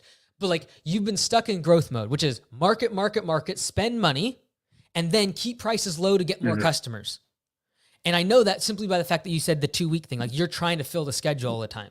And so I would just you're going to take a complete reframe on what you're thinking about the business as. We're not here to increase revenue. We are making profit. Like, everything changes, which means if there is not a lot of leads coming in, we're not going to spend more money on marketing to fill the salesperson's schedule. What we are going to do is put them in the field for a couple hours a day so they go make money. Okay. Yeah, I agree that's a valid point. Awesome. Hey, best of luck. You're crushing it. Let me just preface all of that stuff by saying you're killing Thank it. you. And I think that Thank year, you for all the content. you got it, brother. You have a great day. Take care. Next caller is coming in from 218. Welcome to the show. Thank you for coming on. Mike, this is Ben from Allshore. Ben, how's it going? Good, how are you? Good. What can I help with? Well, I'd just like to say thank you for everything you do for us and in the home service industry. But my question is, comes to winter services, what point did you start like a new business or do it under a new name if you're doing something that might be like for insurance or? Give me an example. What services are you thinking of offering during the winter that could potentially require a separate entity? So I'm thinking about having us in the winter get into like ice dam steaming. I missed that. Sorry. Say that again. Dam steaming. I'm sorry. I am not hearing you correctly. Sorry. I'm just missing it. I apologize. No worries. Ice dam steaming, so like up on the roof by where the gutters are. Oh, okay. I got you. Okay, so basically gutters getting frozen. You use steam to kind of like get rid of all that? Exactly, like a pressure washer almost, but it's an actual steam gun. Interesting. Okay, cool. I'm tracking now. All right. So my question is, if we were going to get into that, and it doesn't really go hand in hand with what we do now during the summer months, what point would you start like a whole different, under a different name and have different insurance for it? What would you not do that? Refresh my memory, Ben. What's the main focus during the summer? We do beach cleaning and cleaning out swimming areas. We're pretty much service business and then installing docks. Yeah, I don't think you need a new entity. You're working on the property, doing cleanup services. The dock versus their gutters. It's on their property. I'm guessing you're probably not getting on massive ladders. That would be the one thing you'd want to keep an eye out for. I'd probably take a look at your insurance policy, tell them what you're doing. But I wouldn't pitch it as a different service. You're just simply adding, like you probably do 10 or 15 things for customers on their docks, their beaches, etc. You just happen to be doing it now a little closer to their house. So I wouldn't do a separate one. Also because the amount of cross-pollination between your current database and what you can get from that database by simply offering that other service, I think there's a lot of potential there.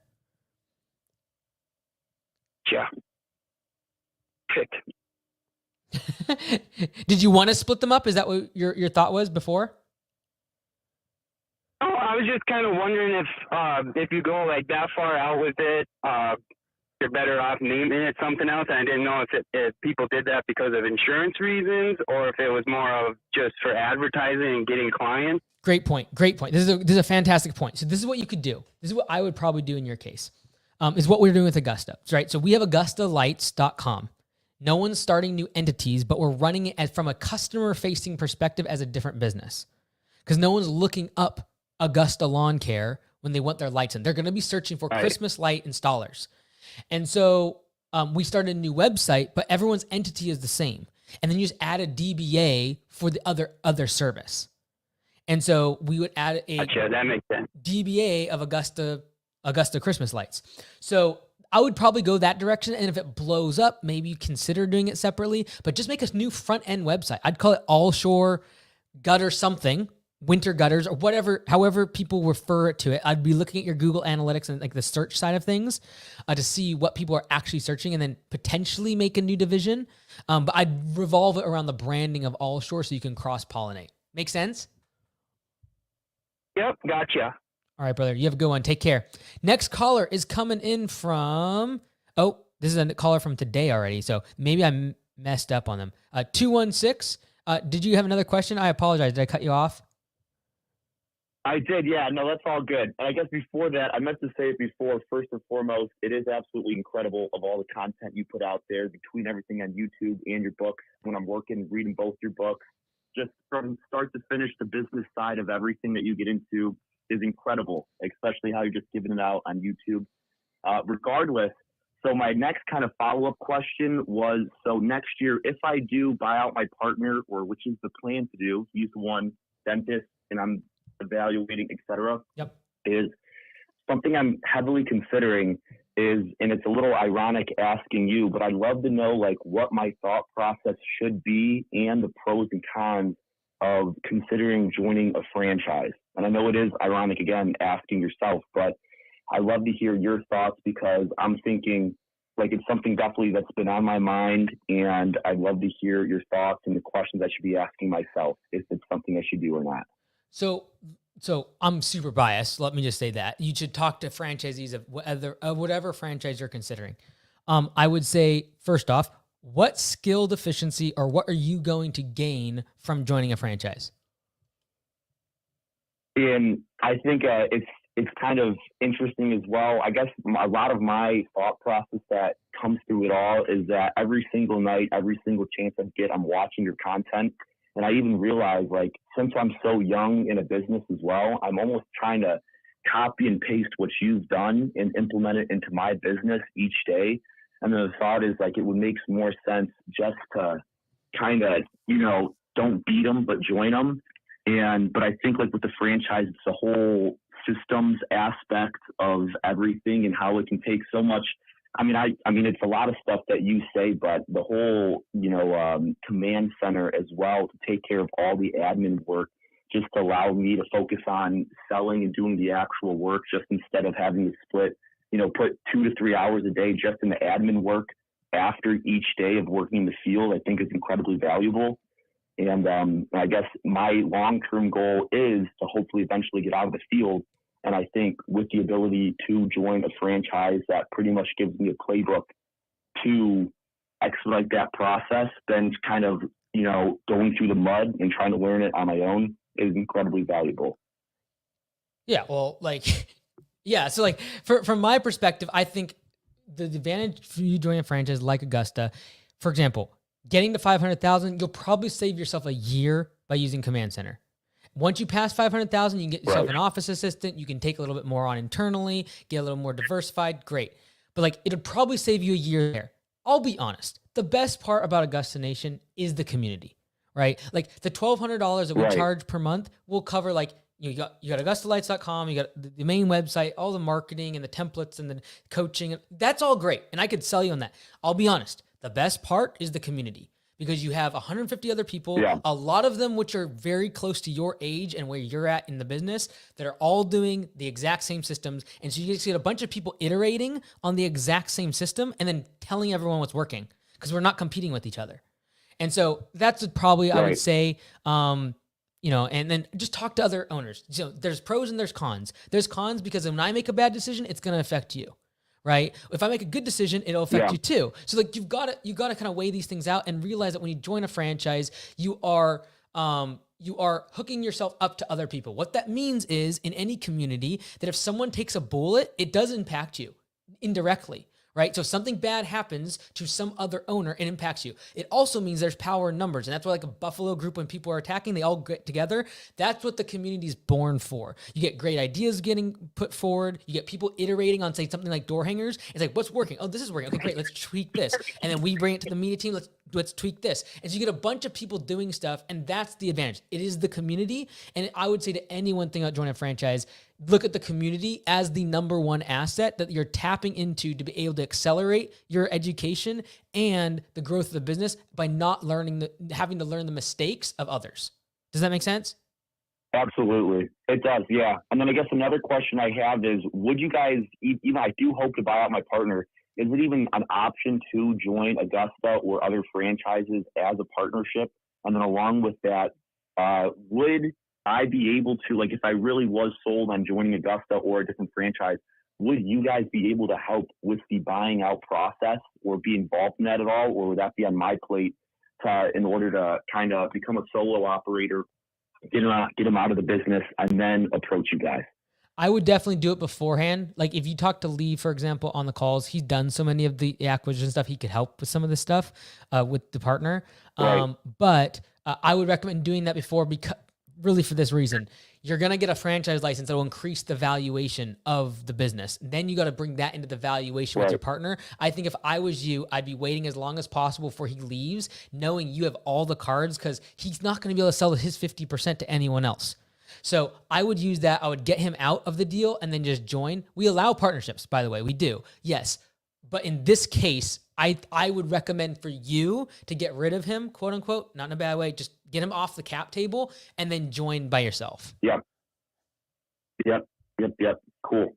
All right, brother. Cool. No, yeah, that sounds good, and I appreciate it. And again, thank you for everything. The stuff you put online is incredible, and it's insane compared to the knowledge and the content you throw out there. My pleasure, brother. All right, you have a great day.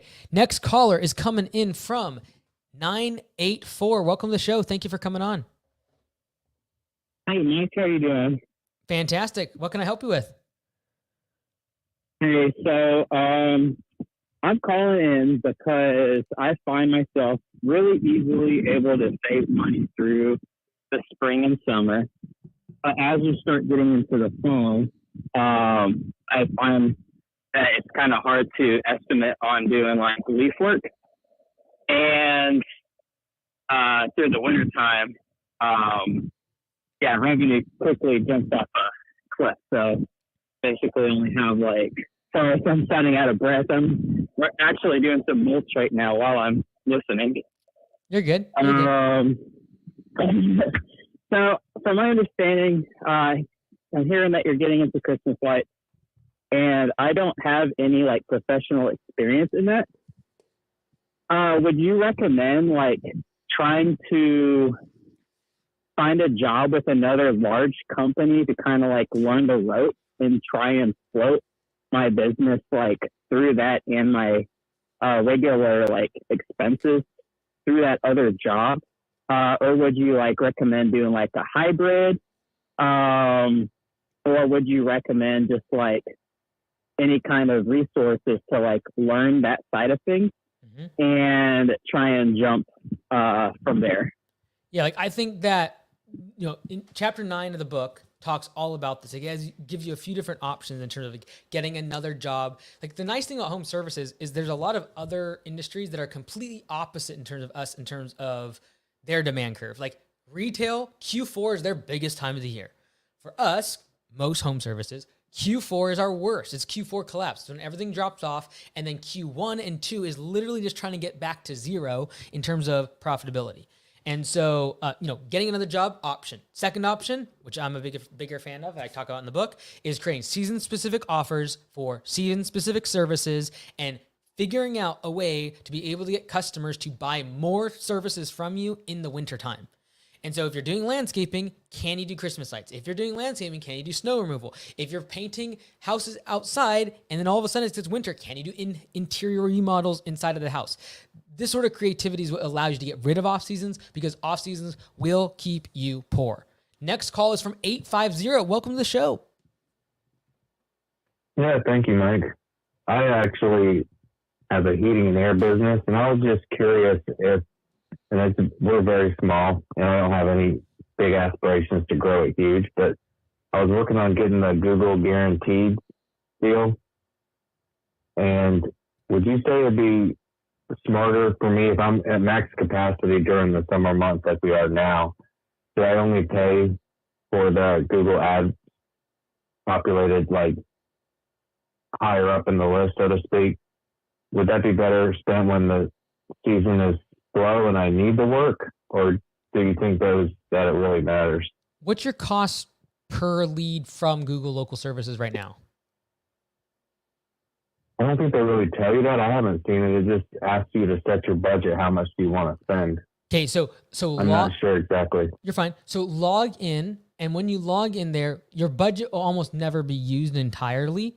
So we put an infinite budget, because if I could get leads for $15 to $20, I'd just keep doing it forever. I'd take loans out to get those infinitely. They're usually not going to spend your whole budget.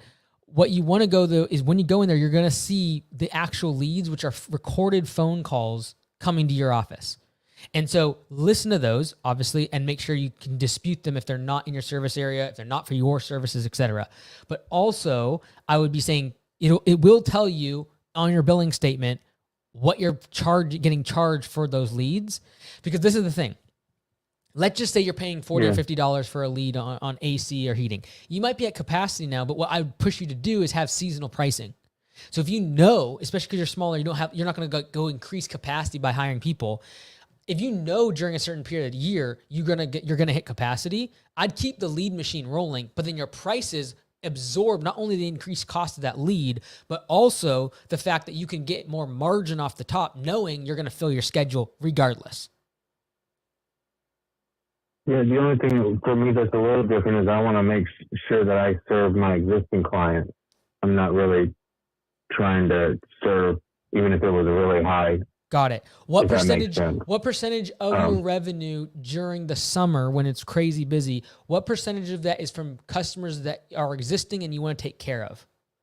If there was no new customers coming in. I'd probably say like 75%. Got it. I would raise prices to all those customers. Yeah. Right? Because when people turn off leads or they say, I'm not going to accept new customers, what they're really saying is, I'm willing to take lower price customers that I'm currently serving. Because if I can alternatively get new customers that are willing to pay a higher price, why wouldn't I do that? And so I would, unless you are like, hey, I don't care about money, I just want to serve these customers, I have a good relationship with them, awesome. But if you're trying to maximize profit, I would say raise prices to all your existing customers. You're going to make more money, cool. You're probably going to go from 75% down to like 60 or 65%, giving you now the capacity to go get more customers at a higher price that you give to those new customers. Does that make sense? Yeah, it does. So how does this lead thing work? They're going to charge me for every time a customer even calls me to want a quote for a new AC or something? Exactly. So I would just check on it once a week. Mm-hmm. I'd go log in and you'll be able to see, I think it's called leads. I might be wrong there. Leads on the left-hand side. Mm-hmm. And then you'll be able to see the recorded phone call, and then you can dispute it if it's not in your service area or if it's a service that you don't offer. But more importantly, you'll want to go to see your billing and see the actual cost of those leads. But I would assume on a $30, $40 lead, if you're able to make $500 or $1,000 in profit, we should really be doing that as much as possible. So I want to raise prices to my existing customers to make room for those high margin services that I know I can get during the summer, which for you is kind of your spring rush. Everyone's lining up. You want to take advantage of that by giving yourself enough room of capacity to serve the new customer because they're willing to pay more.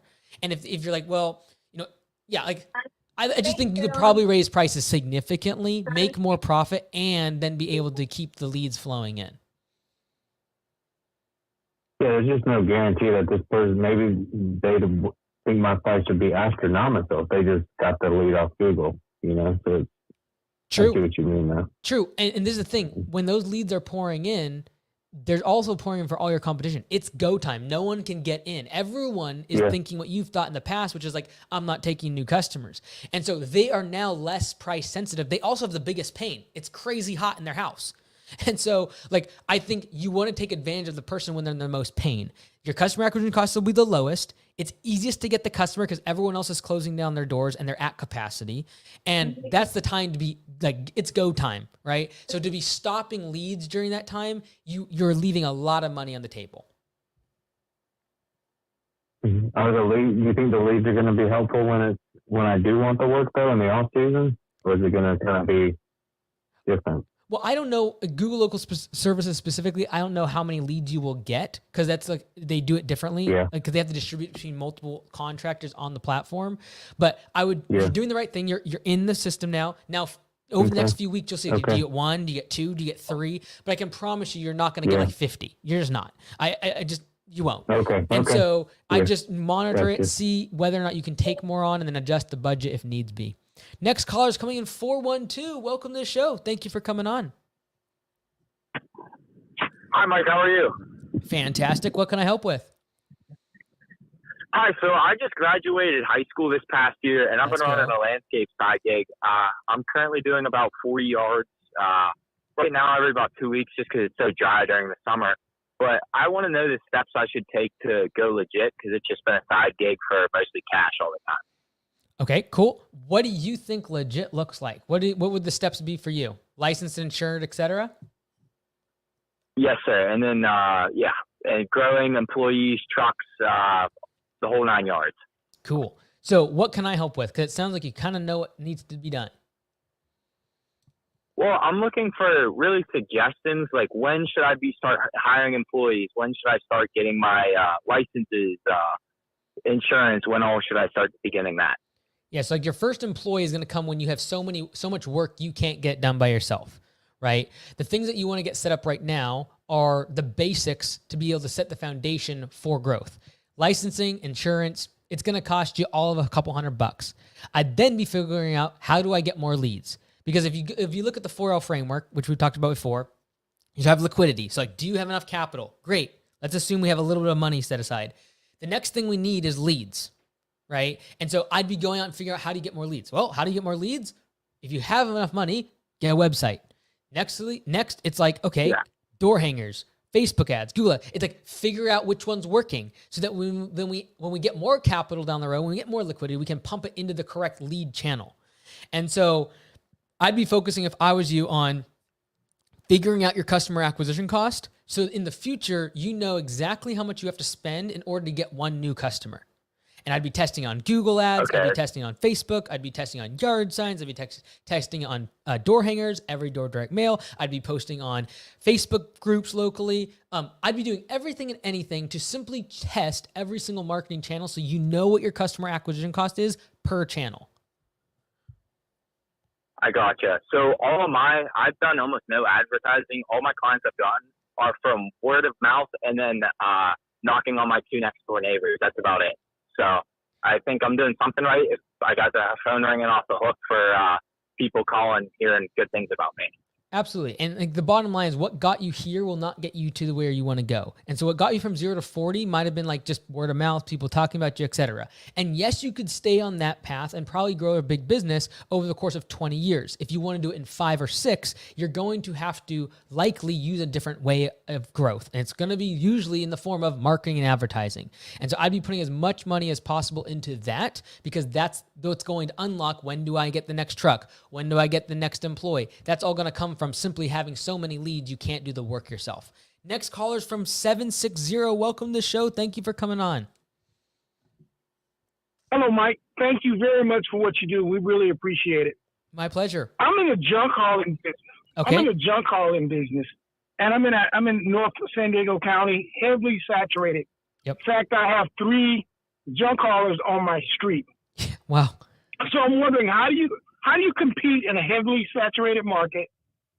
And because like what I found is, no matter what I do, I just change my name of the company to Cheap Junk Removal to compete with, say, Junk King or Got Junk, so it sounds more appealing. And I'm working with yard signs. What else can I do to compete in such a saturated market? Great, cool. Real quick, just for me to confirm, did you say, what's the new name of the business? Is it Cheap Junk Removal? Yes. In fact, my website I just built 2 days ago is Junk Remove Cheap. Okay.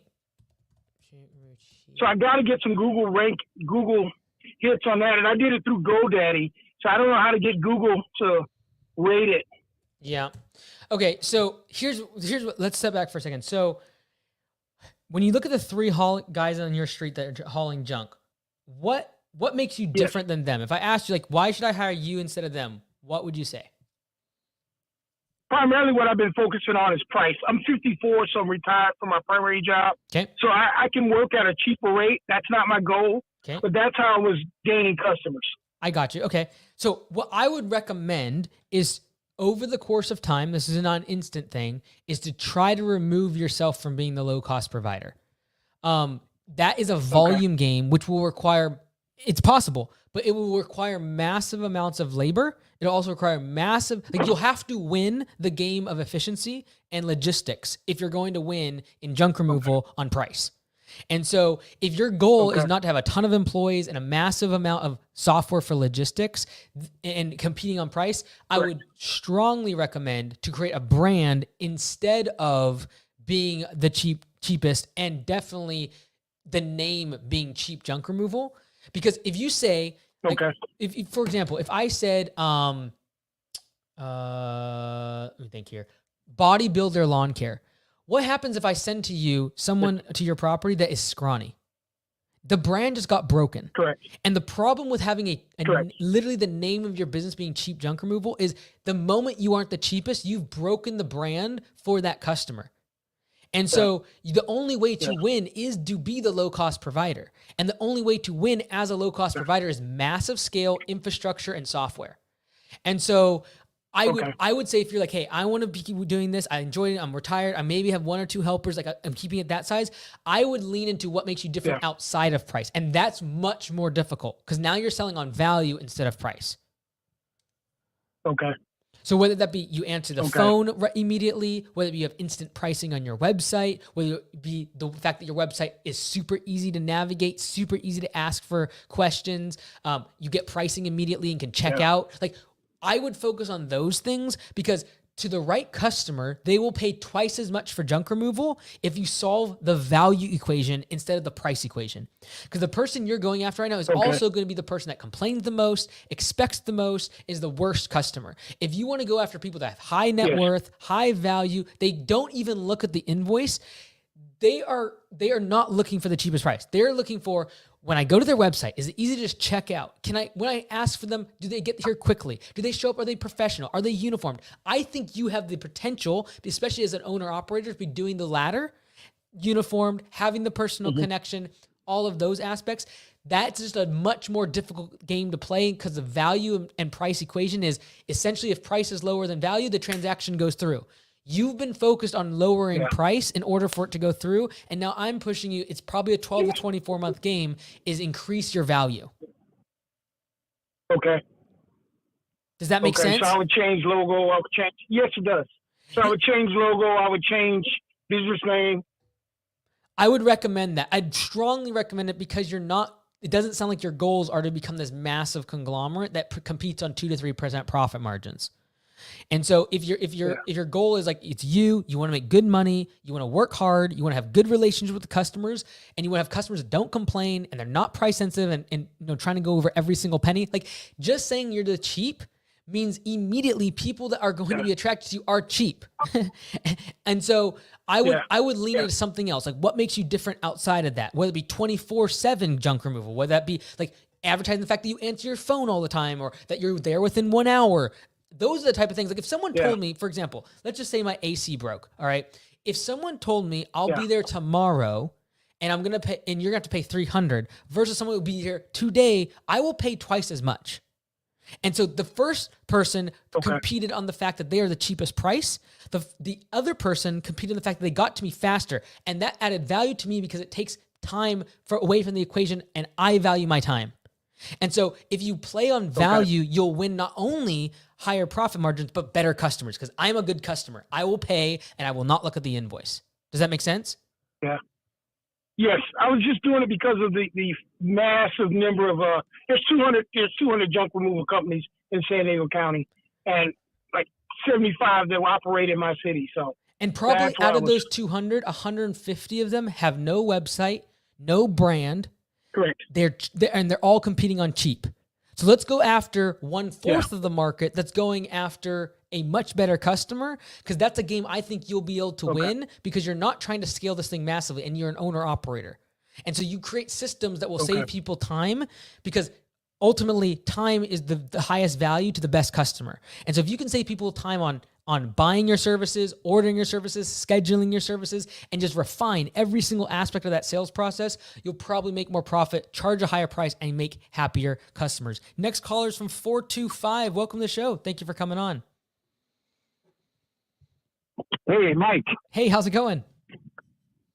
Hey, good. Hey, this is Spencer Brider. I'm actually coming up for training this next week. Oh, let's go. Let's go. And did you just arrive in Seattle? Yeah. You heading up? I guess you just drive. You're in Seattle. Let's go. Yeah, I'm in Seattle actually. I'm 206 there, so cell phone's 425. But sorry, I'm out of breath. I'm on the bike with my kid. So, question is, brand new to the industry, joining Augusta. I'm going to get my equipment up there at Carl's. I'm going to get my truck wrapped up there at Shazam. Yep. So I'll be ready to go when I leave training. I'm going to be starting August. I still have a full-time job. which takes up at least 5 days a week.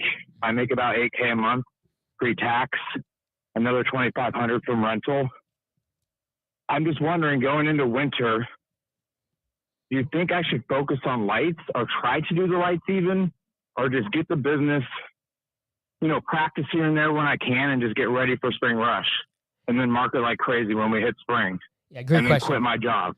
Yeah, so if I was you, I'd be focusing on increasing your contact database and getting as many leads as possible on any service. Now, from here on out, knowing your market, it's not going to be mowing. You're going to get some mowing customers simply because the name of your business and people, not being able to find their provider, they don't show up or whatever.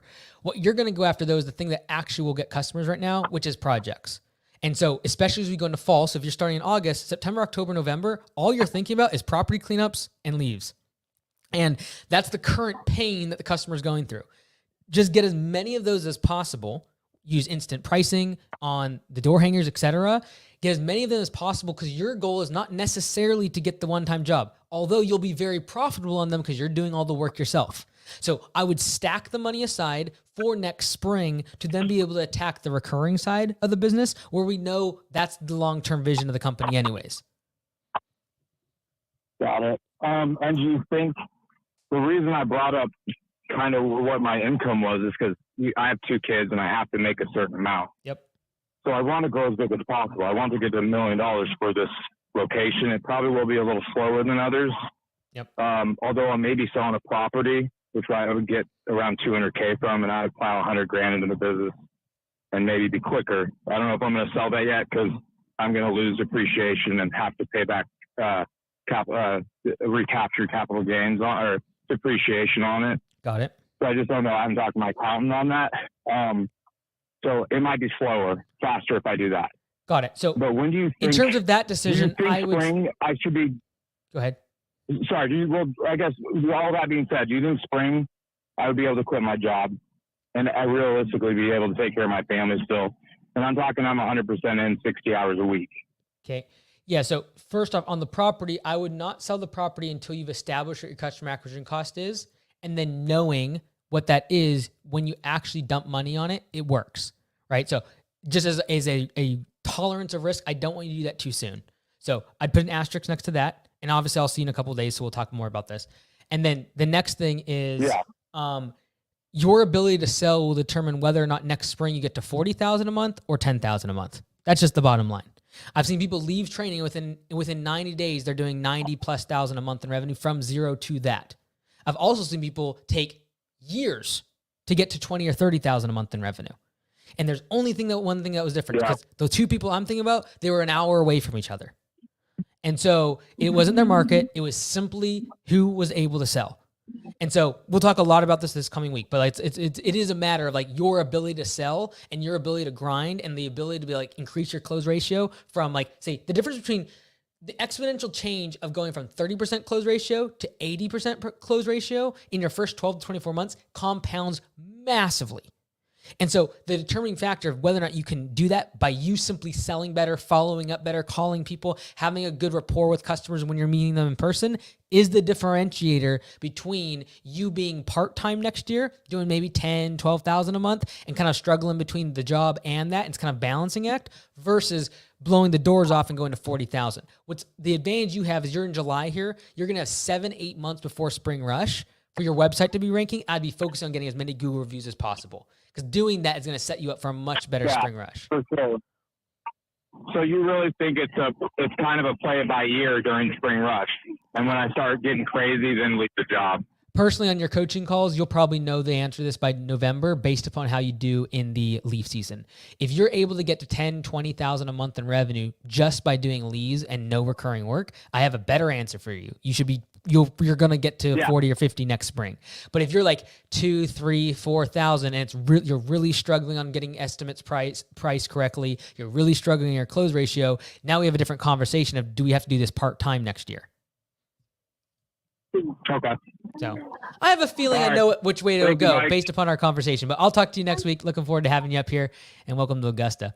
All right, next call is from 613. Welcome to the show. Thank you for coming on. Hi, Mike. How you doing? Fantastic. What can I help with?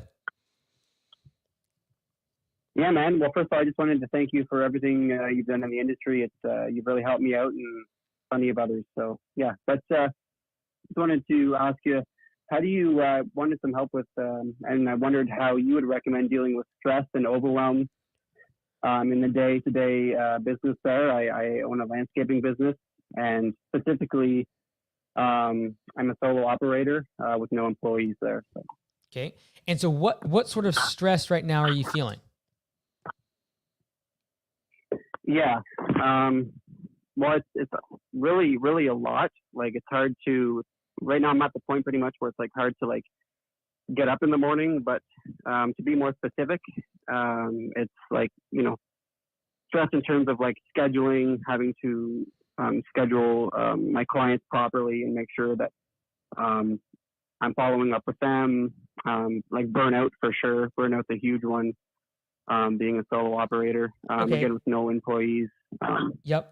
Yeah. Like at your stage, from 0 to 200,000 as a solo operator, the stress typically is mostly incurred from a physical standpoint because you're doing all the work yourself.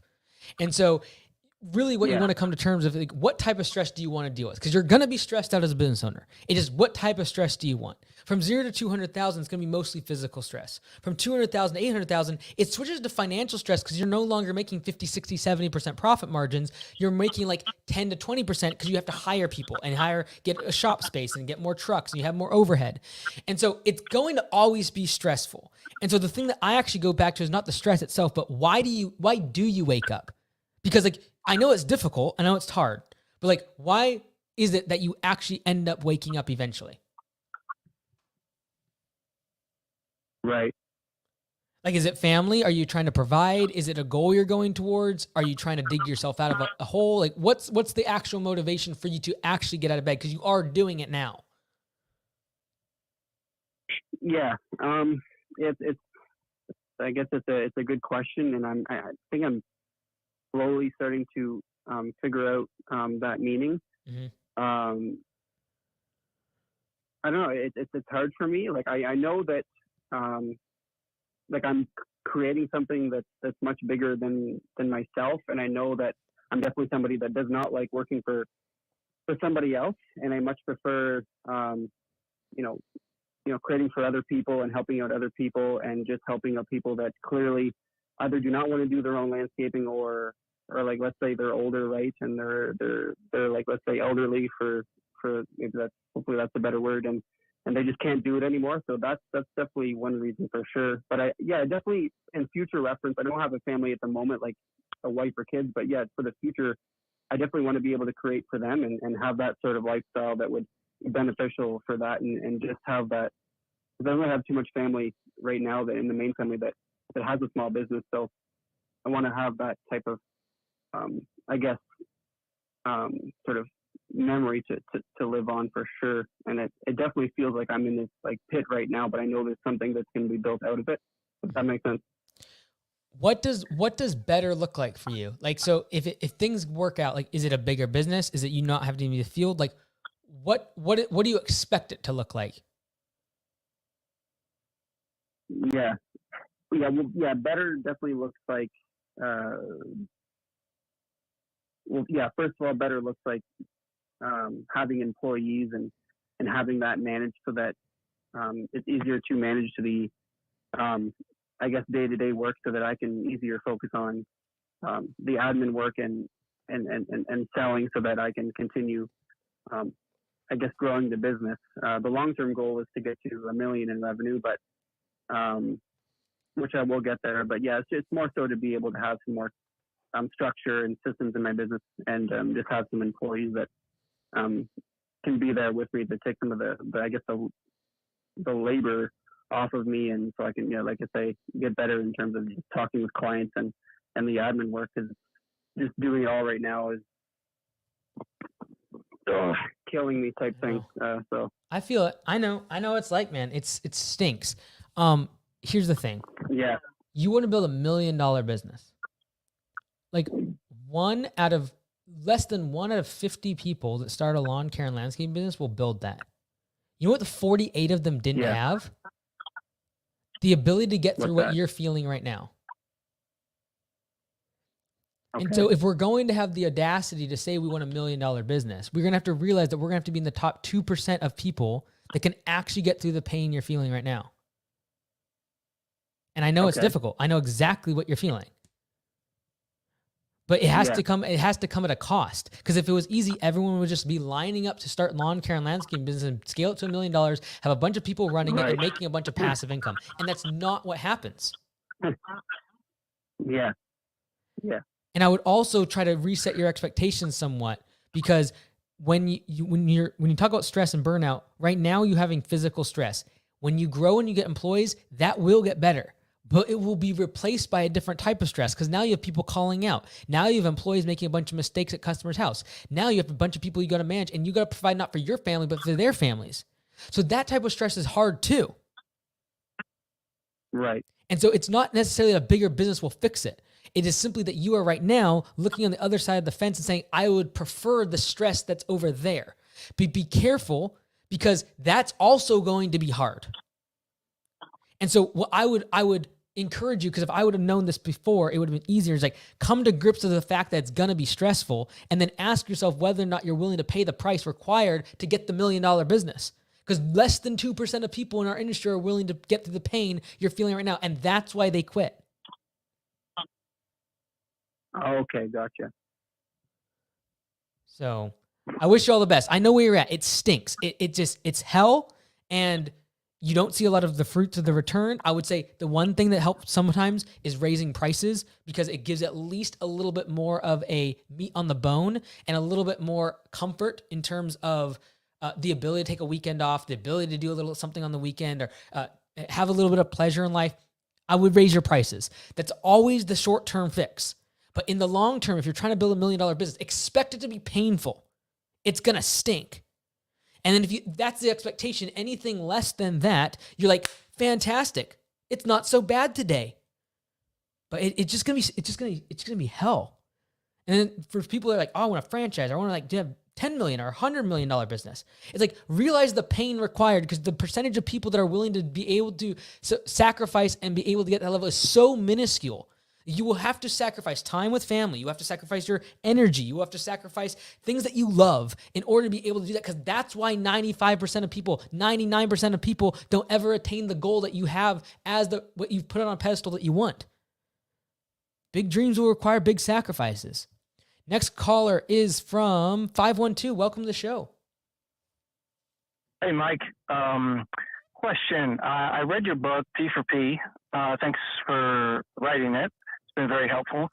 And I implemented Pay for Performance in my business this year. And I'm noticing that if you can, a crew member can get much more performance dollars if it's a one-man crew versus if it's a two-man crew. Correct. And that's normal, correct? Because there's basically half the windshield time on a two-man crew. Yep. Okay. And so I will probably get a second truck probably next year. I'll stop you there for just a second. I'll add a little clarity there. So the reason that happens is two things. Yeah. One, if you have two people, you're going to get more jobs done in the day. If you get more jobs in the day, that means there's two things that are problematic. One, more miles driven, so more windshield time. Secondly, is more ins and outs of the truck, like starting and stopping. Starting and stopping crushes our industry in terms of efficiency. So every single time they stop the truck, have to get out. Every time they finish up and have to wrap up and get back in the truck. When you have two people, they're never going to finish at the exact same time. There's always going to be some margin of difference there. So that's why you see that massive change in efficiency scores when you go from 2 or 3 people down to 1. So go ahead. I know you know that. Okay. So I'm going to be getting a second truck more likely next year. And so what I do, and let me tell me what you think about this. With a single man crew, I am in your book. You mentioned 33% is kind of the standard, and then up in springtime you bump it up to 40%. What I was thinking of doing was I really like the 36%. At least in my area, maybe my market, it's, Retail kind of starts at $18 an hour, so my base pay is $19 an hour. Okay. So what I was thinking was having single man crews at 36% and then bumping up 2-man crews to 37.5%, maybe 37.7% of the revenue. Is that a reasonable way of looking at things, or am I off on something? Not off. I love the fact that you're doing it and that you've run the math. I would say you could probably try to get to 33% if you raise prices. Because if you raise prices by 10%, you could put it at 33%. They'd make just as much money and you'd make more profit.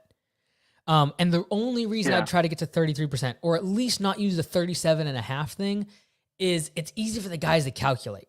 And I know that seems really, really basic, but it's nice to be able to pull out a piece of paper on a whiteboard, quickly show them their numbers, and have easy math. But all that to say, if that's the numbers you come to and you're like, that's what we're going with, awesome. Like, I think that's great. Yeah, because I do. I've looked into the P4P, your software. I just currently, because I'm probably going to be under 200K this year. I will be under 200K, maybe 150, 200K, somewhere in there. So I just use Google Sheets. I've kind of created my own thing. It's working out well. And that was just something that I noticed. And I was like, is this normal? So those are the two percentages I was going to go to. And one final quick question. My exit strategy, like 10 years from now, seems to be, it's a lawn care business that I have, is to basically have 3 or 4 locations in the area, have a regional manager over those 4 locations, and then I'm able to sell it. Would you say that, is that an ideal scenario in which to do 10 years of hard work and have some asset that I can actually sell for, $1 million plus in the future? Or is there some other easier strategy, like, I don't know, 2 locations and myself as a general manager of both those locations versus 4 locations with general managers and then a regional manager? Yeah, so like I would watch a couple of my other videos about deciding whether or not you do multiple locations or not. There's diversification benefits of doing more locations. There's less key man risk because you have multiple GMs instead of one. So those are the benefits that you're already thinking of. In terms of valuation, by having a better business that doesn't have key man risk, has distributed management in multiple locations, it increases the valuation, not because multiple locations are better. It's simply because having less key man risk is better for the business. Being closer to your market where there's less waste is better. Being able to pay your guys higher on P4P because you are close to that location is better. And so when you're looking at like a 10-year time horizon to sell, it's like, just make a better business. So always ask yourself, like, is this the right thing for the business? Because if the answer is yes, and it's going to it will increase the valuation. And so because you're optimizing for a sale, that's really what I'd be focused on. And I have several videos about like the calculus that goes in, do I start another location, et cetera. I would say market inside of a territory that's adjacent to yours until you have a full route. Once you've done that, then go break it off as a second location, get yourself a general manager. And the nice thing about having multiple locations is the ability to create a hierarchy and a funnel of talent inside your organization to be able to put them into those places of general management. And so I would just take your best player, groom them over the course of a year to be able to take that location. And when they do, it already has enough customers to keep them busy. So from day one, you can be profitable. Yeah. Okay. Yeah, that's exactly what I was going to do. Okay. All right, Mike. Hey, I appreciate you so much. God bless you. You too. All right. Bye-bye. Next caller is coming in 509. Welcome to the show. Thank you for coming on. Hi, my name is Tim. I'm calling from Spokane, Washington, and I just have a few questions for you. Don't know how much time I have, but just turned 18 years old. Started the business this April. I'm doing about $7,500 to $8,000 a month right now, and I want to rebrand to Augusta Lawn Care next year. So, first question: how much cash do I need to save to join Augusta Lawn Care next year? Cool. Tim, I love you, and I'm not trying to avoid your question. I just don't like to turn these into pitches. So I would really recommend just go to AugustaLawnCareServices.com/franchise. There's a whole bunch of info on there. And then also you can book a call directly with Lee. We do have a couple locations close to you too. So like you could even like work for them for a little bit, or like even just go ask them some questions, and they'd give you a lot of good info too. But just go to that website. It'll give you a lot of details about even like cost, all that good stuff, and then book a call with Lee. Is there anything else I can help you with though? Yeah. So I know you started in Bellevue, Washington, right? And I watched the video about your trucks, the trucks that you purchased, and I'm seeing a lot of two-wheel drive trucks over here. And it snows in the winter, but for 8 to 9 months there's no snow, and it's cheaper to get the two-wheel drives than by 4x4s. What are you thinking should be the better bet, for me to just buy the two-wheel drive trucks for the landscaping crew and just not use them for winter services, or what's your take on that? Hey, look, I like four-wheel drives, especially for landscaping trucks. But if they're just going to mow and they're going to have a ramp rack on them, or like maybe pull a light trailer, two-wheel drive is going to do the trick. If I can save a few $1,000s, I'm usually happier with that.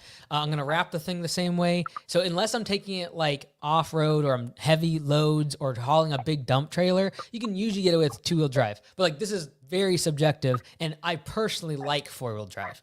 But one man's POV. Okay, gotcha. Yeah. Okay, and I do have expenses, right, for winter, and I'm not sure what services to start. You said that you're starting Christmas light installation division. When would I be able to, have access to that and maybe learn from you guys? Because I heard you're doing something of that sort for Augusta Lawn Care as well. Yeah, so all the owners in Augusta, they get Augusta Lights. There's no extra cost to them. We're putting it into the same franchise. So you can't get just the Augusta Lights franchise. It's anyone in Augusta Lawn Care, they also get the Augusta Lights. We've added it in terms of the trademarks and all the rest of it. So there's no extra cost. Anyone inside of Augusta Nation gets both. I think they're very complimentary. I think we can crush it on the light side. And I do believe that like right now, I think maybe about 28, 29, maybe 30% of our Augusta Nation will do Christmas lights in the winter. I think eventually that'll be like 70, 80%, especially once we get great penetration on the SEO on a national level. But that will take us a year or two. So, because I just think there's so much white space in terms of like nationally installers. There's a lot of good marketing companies that throw up sites, but not a lot of like brand awareness around installers. So that's the reason we're doing it. Next caller is from 337. Welcome to the show. Thanks for coming on. Yeah, this is Patrick Goffney. Hi, Patrick. And, on? Hey man, how you doing? Good. I got a landscape company. Yep. All right, I got a lawn care company called PWG Lawn Care, but it's gonna change to PWG. Up, did I lose you? You might have muted me. Wait, hold on. There we go. Yeah, I'm here. Okay. Yeah, it's going it's called PWG Lawn Care for right now. Okay. But it's going to change to PWG Property Improvements after a while. And I want to grow the company, man, into the 100,000, into the millions one day. Okay. But I want to get but what I'm doing right now, I'm operating from my house, and I have some equipment that I'm borrowing right now because my zero turn is down, so I'm borrowing a zero turn.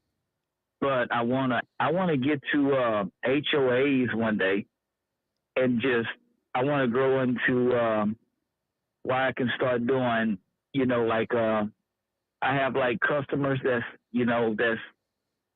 I'm doing like 100 some customers. Okay. I want to grow into that, and I want to keep growing. Okay.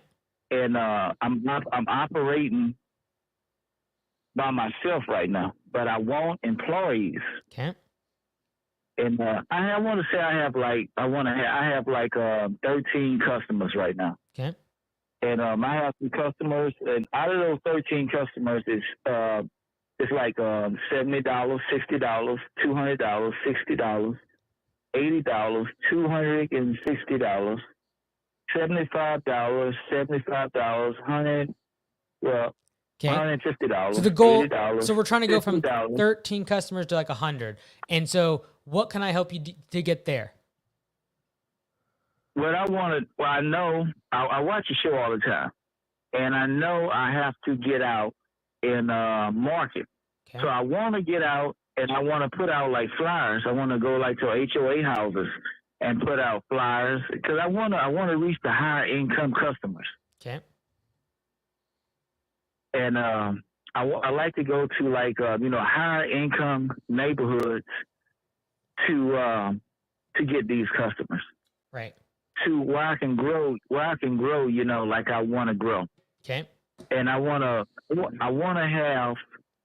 have people working for me that's doing a good job and that can help me to grow to where I want to grow to. Because I want to have like a store in town that people could come to and they can sign a book and say, yeah, I want to get down on this. I want to, every 2 weeks, or I want every week. And I have people working behind the desk and all that type. That's what I want to grow to. Okay. All right. And so what can I help with, Patrick? What's the question? Well, I want to know how can I get to that point where I want to get to. Got it. Okay, cool. Yeah, so like the number one thing to be able to grow in general is get an excess of work. In other words, more jobs than you can handle. And so the thing that will separate you from 13 customers to 100 is simply, can you get so many leads that you either A, must raise prices to keep people away, or B, more and more people keep showing up and you go get the truck, you go get another employee, you continue to grow and expand. And so the only thing to think about is getting more customers. In about 5 or 6 weeks, I'm going to have a video. It's going to have 20 different ways to do just that marketing, everywhere from like spending no money all the way to spending significant amounts of capital in terms of marketing. So when that comes out, Patrick, I think that'll be helpful for you. All right, before we head out, that's going to be it for today. I'm going to close out the queue. Oh no, we got one more. All right, last caller coming in hot. From 724. Welcome to the show. Thank you for coming on. Last caller of the day. Hey, Mike. My name is Jacob. I own the Greener Concepts. And so just to kind of keep it brief, we did 2 years and 8 months in currently. Our first year we did 80,000. I was just by myself. Second year we did $250,000. And this year we're on pace to reach around 550 to 600,000. Okay. So I guess my question is, how do I sustain the growth next year I'd like to get to $1 million. And I don't know how to sustain that without running out of cash. Okay. So why would you not just do 800,000 next year? I guess it's probably pride. You just want to go faster. Because you want to go faster. I want to go faster. I want to get to where, I want to get more freedom faster. That way I can focus on more things. Okay. So do you have access to capital, like loans or anything like that? Yeah, it was rough in the beginning, but I just got my first truck in the business this year. But literally everything's in my name. And it was also hard because I'm 23. So like, credit-wise, I couldn't get stuff. But we're at a point now where I can actually get loans and lines of credit if I wanted to. Okay. And so are you asking for permission to get the loans? No, I'm guessing, I guess my question is, what should I be prioritizing at this point and looking to get to $1 million? I know I need to get an ops manager. Okay. I have a guy currently that's working for me that would be interested in position, but as far as building that job, I feel like keeping him, I just worry I'm not going to be able to keep him busy. Okay. And why would you not be able to keep him busy? Because there's not enough work, or because there's not enough things for him to do in ops? I feel like there wouldn't be enough work for him to do in the office, primarily because I'm doing a lot of it. Then if I hire him or if I move him into that position, I guess I'm just getting out of the way and just handling sales. Right, but that's the thing that will unlock the $1 million. Is you focusing on sales only is the difference between next year doing 700,000-800,000 and $1 million. Okay. Like it is a But big you risk, think- and that you're going to have a margin compression because you're going to have to pay this ops person some like their overhead. Yeah. Right. However, the unlock, like the steps up, right? Like you go full time, you make a big step up, and then when you get out of the field, big step up. You just made that this year. Next year, if you want to stay on this trajectory, you go full time sales. Yeah, because we have 4 people, and we did. The other thing is important. You need to talk about Christmas lights, and I actually had a question about that. You know, are you guys keeping the lights, or are you buying the lights, and the customers are keeping them? We keep the lights. Okay. Because we do snow removal, and we did 65,000 last year in that, and you know it was good to keep the guys busy, but you know it's unpredictable. So It's also less than 10% of your revenue. Yeah. I guess that's difficult. So it's just a matter of like, you know, in terms of, you know, off season stuff, I would just be focused on number one. If you look at the grand scheme of your growth, the unlock to get to $1 million, you go full-time sales. Once you go full-time sales, now it's a matter of how do I keep everyone busy during the winter? You're going to have to create some other service, and it can't be something that only makes up 7-8% of revenue. It's going to have to make more than that, right? And it can't be infrequent because then now you're going to be adding admin staff, and you're going to be adding an ops person that will be consistently a salary or paying throughout the winter. Yeah. Okay. Well, you gave me a lot to think about there. Okay, hey, you're gonna crush it. Great growth, and I think it's just a matter of like, if you're gonna go high risk and you're gonna go, you know, balls to the wall, just crush it in terms of growth, and you go from $600,000 to $1 million in revenue, i.e., add $400,000 in one single year in revenue, you're gonna be going full time sales. All right, I got a bunch of people in the queue. I will let 1 or 2 more in. Next caller's coming in from 405. Sounds like you're driving. Welcome to the show. Can you hear me? How's it going? Good. Yeah. What's up? Yes, sir. Oh, I'm just listening along while I'm driving the hay tractor. I got a couple of like small businesses, I guess. I have a hay business that gets roughly $40,000 a year, and then I have like concrete removal that'll do another 30 or 40.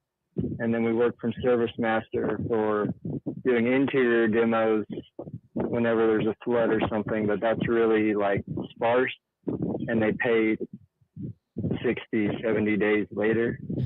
Like we just did a month-long job, and I covered all expenses for 4 crew members for a month, and then they didn't pay me for another 60 days. And then I also have like a medical marijuana dispensary, but all of them are just kind of freaking floundering at this point. Like I don't have steady leads for anything. I mean, hay's set in stone. I cut 600 acres a year. I have that money.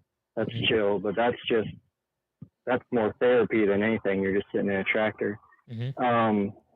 What do you make on the medical marijuana thing? Not shit, man. I'm gonna be dead honest. I'm roughly 20 grand in inventory away from actually being a successful business in that. Right now, we make roughly enough to pay the rent and pay an employee 3 days a week, so I can actually make money elsewhere. So this is the thing. Go ahead. I was gonna say my wife just had a baby like 10 weeks ago, essentially, and she's wanting to jump in at the dispensary just so I can start working. And I guess I'm just looking for a direction on should I just sell my skid steer? Should I sell? I have a property I can sell and make essentially eliminate my debt, but I don't know if I want to sell that property. But at this point, it's looking like I sell the property and all my freaking worries go away, and I can figure out the rest. But I'm just trying to find it's kind of a leads and Band-Aid, trying right? to- Because you don't really want your wife to have to go do that, right? No, I mean, not really. I mean, she wants to, but she also half-heartedly wants to do remote stuff. She just wants to contribute, at least at this point. And not really, if I can eliminate my debt, she doesn't need to, because our bills are freaking like $1,000 a month. How much? How much is the Like, debt? that's not in total, like with all the other things, it's like $10,000 a month, and that's including my mom's mortgage, which I'm partially responsible for because she essentially bought my property. So the Like, I have a 10,000 per spare month, property. that's the loan payments on, I'm guessing, a lot of equipment. I own all the hay equipment except one tractor for $1,000. Okay. Everything else I own outright, like the skid steer and another like $150,000 in equipment. Okay. Yeah. So like, I think it's chapter 13 in the book says, like the title is you treat your business like a side hustle. And I think that's what's happening. Like, you have 4 different businesses. I'm going to go out on a limb and say, I think the concrete one would be the thing that you could do, because hay is seasonal extremely. The demo, bad payment terms. The medical marijuana is going to be very hard because you just have a lot of competition, a lot of legal stuff, and it's also a constrained business by brick and mortar. So like, could you take the concrete from 30 to 40K? Do you think if you focused just on that, you sold off the equipment, you literally just focused on concrete, do you think you could do 200,000? Yeah. I mean, roughly one concrete job for like 3 hours of just electrical lining through foundations makes $1,800 solo. So, See, yeah, I could do that. right now, you're making decent money if you combine all 4 or 5 things. The problem is you have overhead and expenses for all 4 or 5 things. Cut out 3 or 4 of these things, literally flip a coin. I think the concrete's probably the best bet here, and then just go all in on it. Like everything else, if you want to get violent with this, I would literally close the marijuana thing. I'd sell off the hay equipment. I'd get rid of anything related to the demo. It's not like you can go all in on this concrete thing, focus on getting customers, getting more leads, talking to other contractors, getting a subs, getting referrals, like really going after it. And you take that from 30 grand, and now all of a sudden, instead of making 110 grand between all of these things combined, you make 200 grand on focusing on one thing. I think it's very doable. Yeah, I mean, I've talked about this with a guy I do. He does landscaping in backyards and stuff, so I do tear outs for him and stuff. But like, I mean, I've talked with several people, and they keep recommending I start a concrete company. That's one area where I guarantee I could do it. It's just my knowledge based in pouring the concrete is much less than ripping it out. Here's what's crazy is you can learn that really fast. Yeah, no, that's what I was discussing this with the landscape guy the other night. Is like, man, I'm tempted to just find someone that could sit in the store and I just work a concrete job for 6 months and I'd learn everything I needed.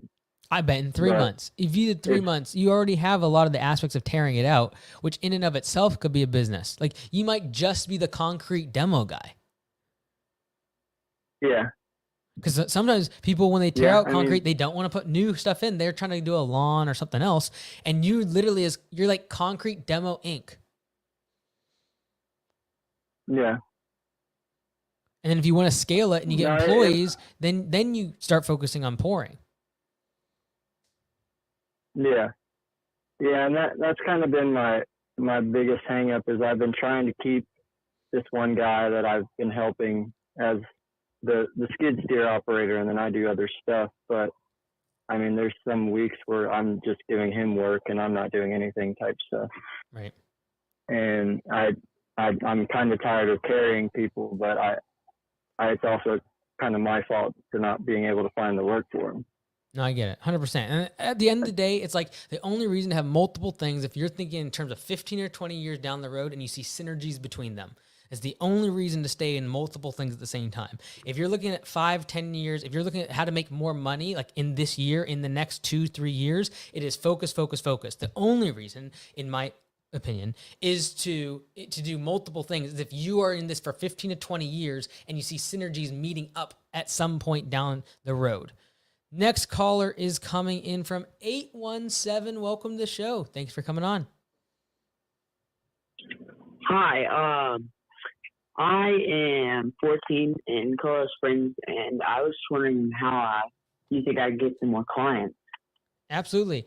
In like next month, I'm going to have like a video of like 20 different ways to get customers. That one might be helpful. Also, just like look up all my videos on YouTube. There's a bunch on like door hangers, free ways to get customers right now for you is going to be big, right? So like Facebook groups, talking to your parents' friends, trying to get like business cards that your parents might give out at work. Those are going to be like big ones for you right now. Is there anything specific that you're working on right now I can help with? I've currently got, in 2 years I'll be getting my driver's license. And I was wondering if you have any suggestions on like how I should start that setup, because I don't know if I should get a ramp rack, if that's worth the investment at the start, or if I should wait to get that. Yeah, like honestly, you can watch some of the ramp rack videos, see the pros and cons. I would say this though, just get more leads. Like if you make a bad buying decision on a ramp rack or a truck or a mower, it's not going to change the business. What will change the business is you doubling or tripling your leads. You doubling or tripling the number of customers you have, because I promise you, if you have 50 customers instead of 10, you'll have a better idea of what the customers need. And you'll have a better idea of what type of equipment is required on the property. And ultimately, the property size and like how your property's on average set up, that's the determining factor of what type of equipment you have. And the type of equipment you have determines the type of truck and trailer you have. And so right now you're asking me, hey, what type of truck and trailer should I have? Should I have a trailer at all? When in reality, I want you to go out and get as many customers as possible, regardless of what you use. Because then when you have 40, 50 customers, you'll know, okay, I can serve 80, 90% of my customers using this piece of equipment. And then that piece of equipment needs this sort of trailer and truck, or no trailer at all. So just focusing on getting the leads, getting more customers right now should really be the preoccupation that you're focused on. Next caller is coming in from 405. Welcome to the show. Thank you for coming on. Hi, Mike Andes. My name is Jacob. I own an auto detailing company here in Oklahoma, and I'm just trying to figure out if I should start targeting maintenance clients or still go with the one-time clients, and what your thoughts on that is.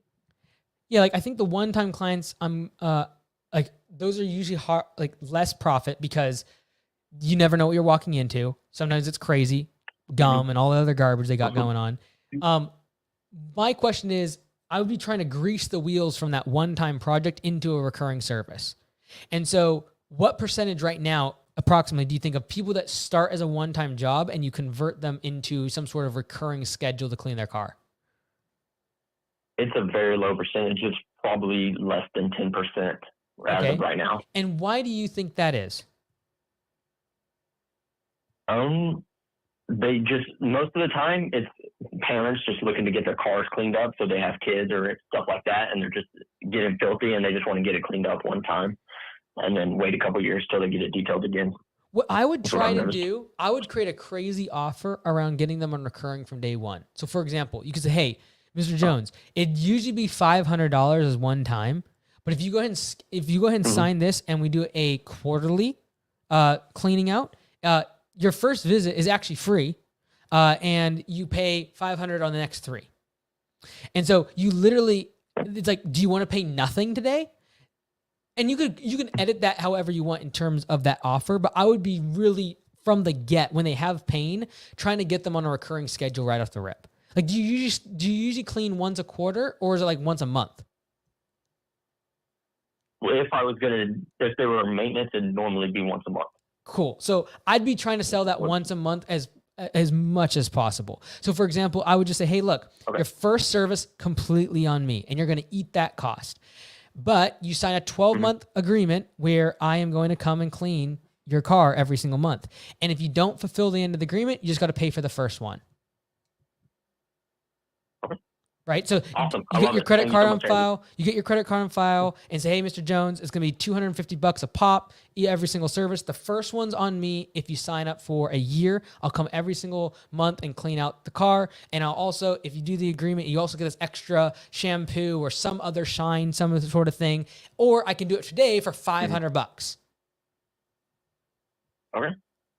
So I love it. all right, brother. Thank you so much. I You really got appreciate it. Best of luck.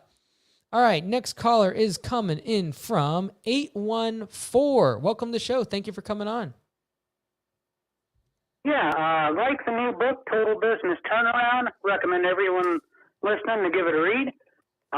What should a lawn care and snow plowing business that's in the wilderness be focused on as primary focuses this time of year to grow out of the wilderness? Oh, great question. Great question. So, sorry, 1 second. So for the wilderness, for anyone who doesn't know, that's 200,000 to 500,000. At this time of year, I'm assuming your maintenance leads have kind of dried up and it's mostly just projects. Is that right? Still mostly recurring service, though that's dwindling down from new ones and, some just cancel them back. Yeah. So what we want to focus on is what is the demand? What services is currently in demand? And then market to that need. And so if you're trying to get past 500,000 in revenue, I just need jobs on the schedule. And so when it comes to leaf season, I just be pounding marketing as well as upsells on leaf cleanup. Meet the customer where they're at in terms of demand. So if they need a certain service, just go all in on that one thing. And there's going to be some waste. I'd rather you spend the money in spring rush because your customer acquisition cost will be lowest. However, I know we're trying to get past 500,000. And to do that, I also know that there's going to be some waste if we're marketing in areas outside of the spring rush. And I'm okay with that because I just need to get past 500,000 because I know that's when you can then get out of the field and focus on growing the business, sales, ops, and admin. Does that make sense, or what would be the follow-up to that? Yes, it does make sense. I suppose we're on the upward scale of the 500,000, just kind of wanting some key points to things to focus on to continue to grow to get out of the wilderness. So this would be my follow-up then is do you want to grow to 1 million, or is 500,000 to 600,000 kind of your sweet spot, you think? I would like to grow past 1 million. Okay, so then you're going to stay in growth mode. What I was going to say is you might just want to optimize for profit, spend a year, raise prices, and get to 550, 600, be very profitable. If your goal is growth, then it's a matter of we're not in a massive rush this year to get past 500,000, right? I would just simply be focused on next spring rush. You're stacking cash right now. Get the jobs that are in high demand. Don't waste money on customer acquisition cost if it's starting to go up too high. Stack your kind of dry powder for next spring so that you can really grow aggressively. When customers are pouring in, lots of leads, and then use that capital prior to the spring rush to increase capacity, i.e. buy more trucks, equipment, and employees. And so once you've got ready for spring rush and then you have the dry capital to be able to go spend on marketing during the time when everyone's customer acquisition cost is lowest, then you can jump very fast. I don't think, now knowing where you're at in terms of revenue, a little higher in the end of 500, don't get in a rush to try to jump way past that this year. I just take it as it comes, put aside as much cash as possible, because that will be very, very helpful next spring. Okay, and give or take 30% is our snow removal business. Should we be pouring money into that, or more looking towards spring? 30% is a good chunk. And what's nice about that 30%, it's coming at a time when you otherwise would have an off season. That's a good chunk of your revenue. So I would probably focus on that unless there's other factors like insurance that drives you nuts or finding employees or damages or something crazy. But 30% of your revenue, if you can get that during off season, I'd be trying to focus on that revenue as much as possible. Okay. Thank you for your time. You got it. Best of luck to you. All right. Next caller is coming in from 724. Welcome to the show. Thank you for wait, nope. There it is. 724. Welcome to the show. Thank you for coming on. Hey, what's going on? Not much, brother. What can I help with? So just responding to a lot of the people here, I believe that everyone's focused on revenue versus the profit. Right.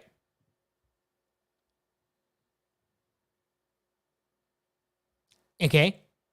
And so do you currently have a business, and are you trying to focus more on the profit side of things? Yes, sir. So we do 1.5 million every single year, and we started off as a mowing company, and I believe that a lot of guys come in and they focus on that $1 million mark, and it's not as profitable as people think. Right. And so what were kind of things that you did to switch it from being just a bunch of revenue versus profit? What was kind of your focus?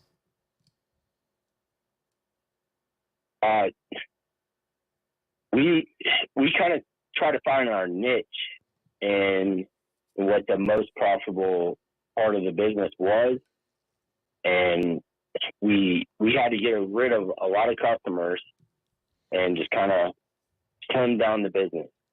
No, I agree. And I think a lot of times it's a matter of like you being able to get to that kind of $1 million marker, and then once you optimize it, it's very profitable, because now an increase of say 10-15% of prices and getting rid of bad customers all of a sudden could literally put $100,000-$200,000 of profit in your pocket.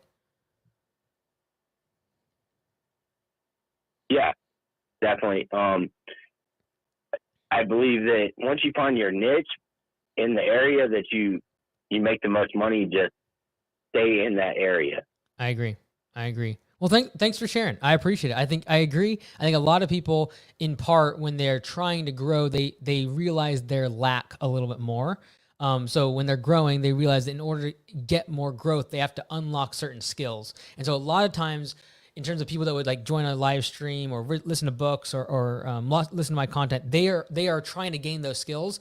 You're probably more in that point where you are optimizing, you are more profitable, you're cutting out the bad customers. A lot of times that doesn't require anything besides time. And so kudos to you. I think a lot of people would love to be in your situation. As time 5, 10, 15 years go by, you have that ability to be able to kind of go from growth mode to profit mode. And when going from growth mode to profit mode, it changes that whole psychology of like, I don't need to do anything new. I don't need to hire more people. I don't need to do anything. I just simply need to take what I got and optimize for profitability, cut out bad customers, etc. All right, folks, it has been almost 3 hours. So we're going to call it a day. But before we do, sorry to everyone in the call queue. I just need to move on to my next meeting. But everyone could do me a massive favor. Get the book, leave a review on Amazon or on Audible. I'd really appreciate it. If you want it for free, go into my podcast. You can listen for free. You can get it for $1 on Amazon on the Kindle version. Also, BlueCollarSummit.com.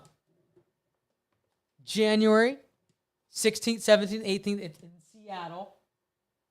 in Seattle, Washington. It's like literally 5-10 minutes. No, it's like 10 minutes from the airport. So it's nice and close at a really nice hotel next to the Lake Washington. I can't wait. It's going to be great.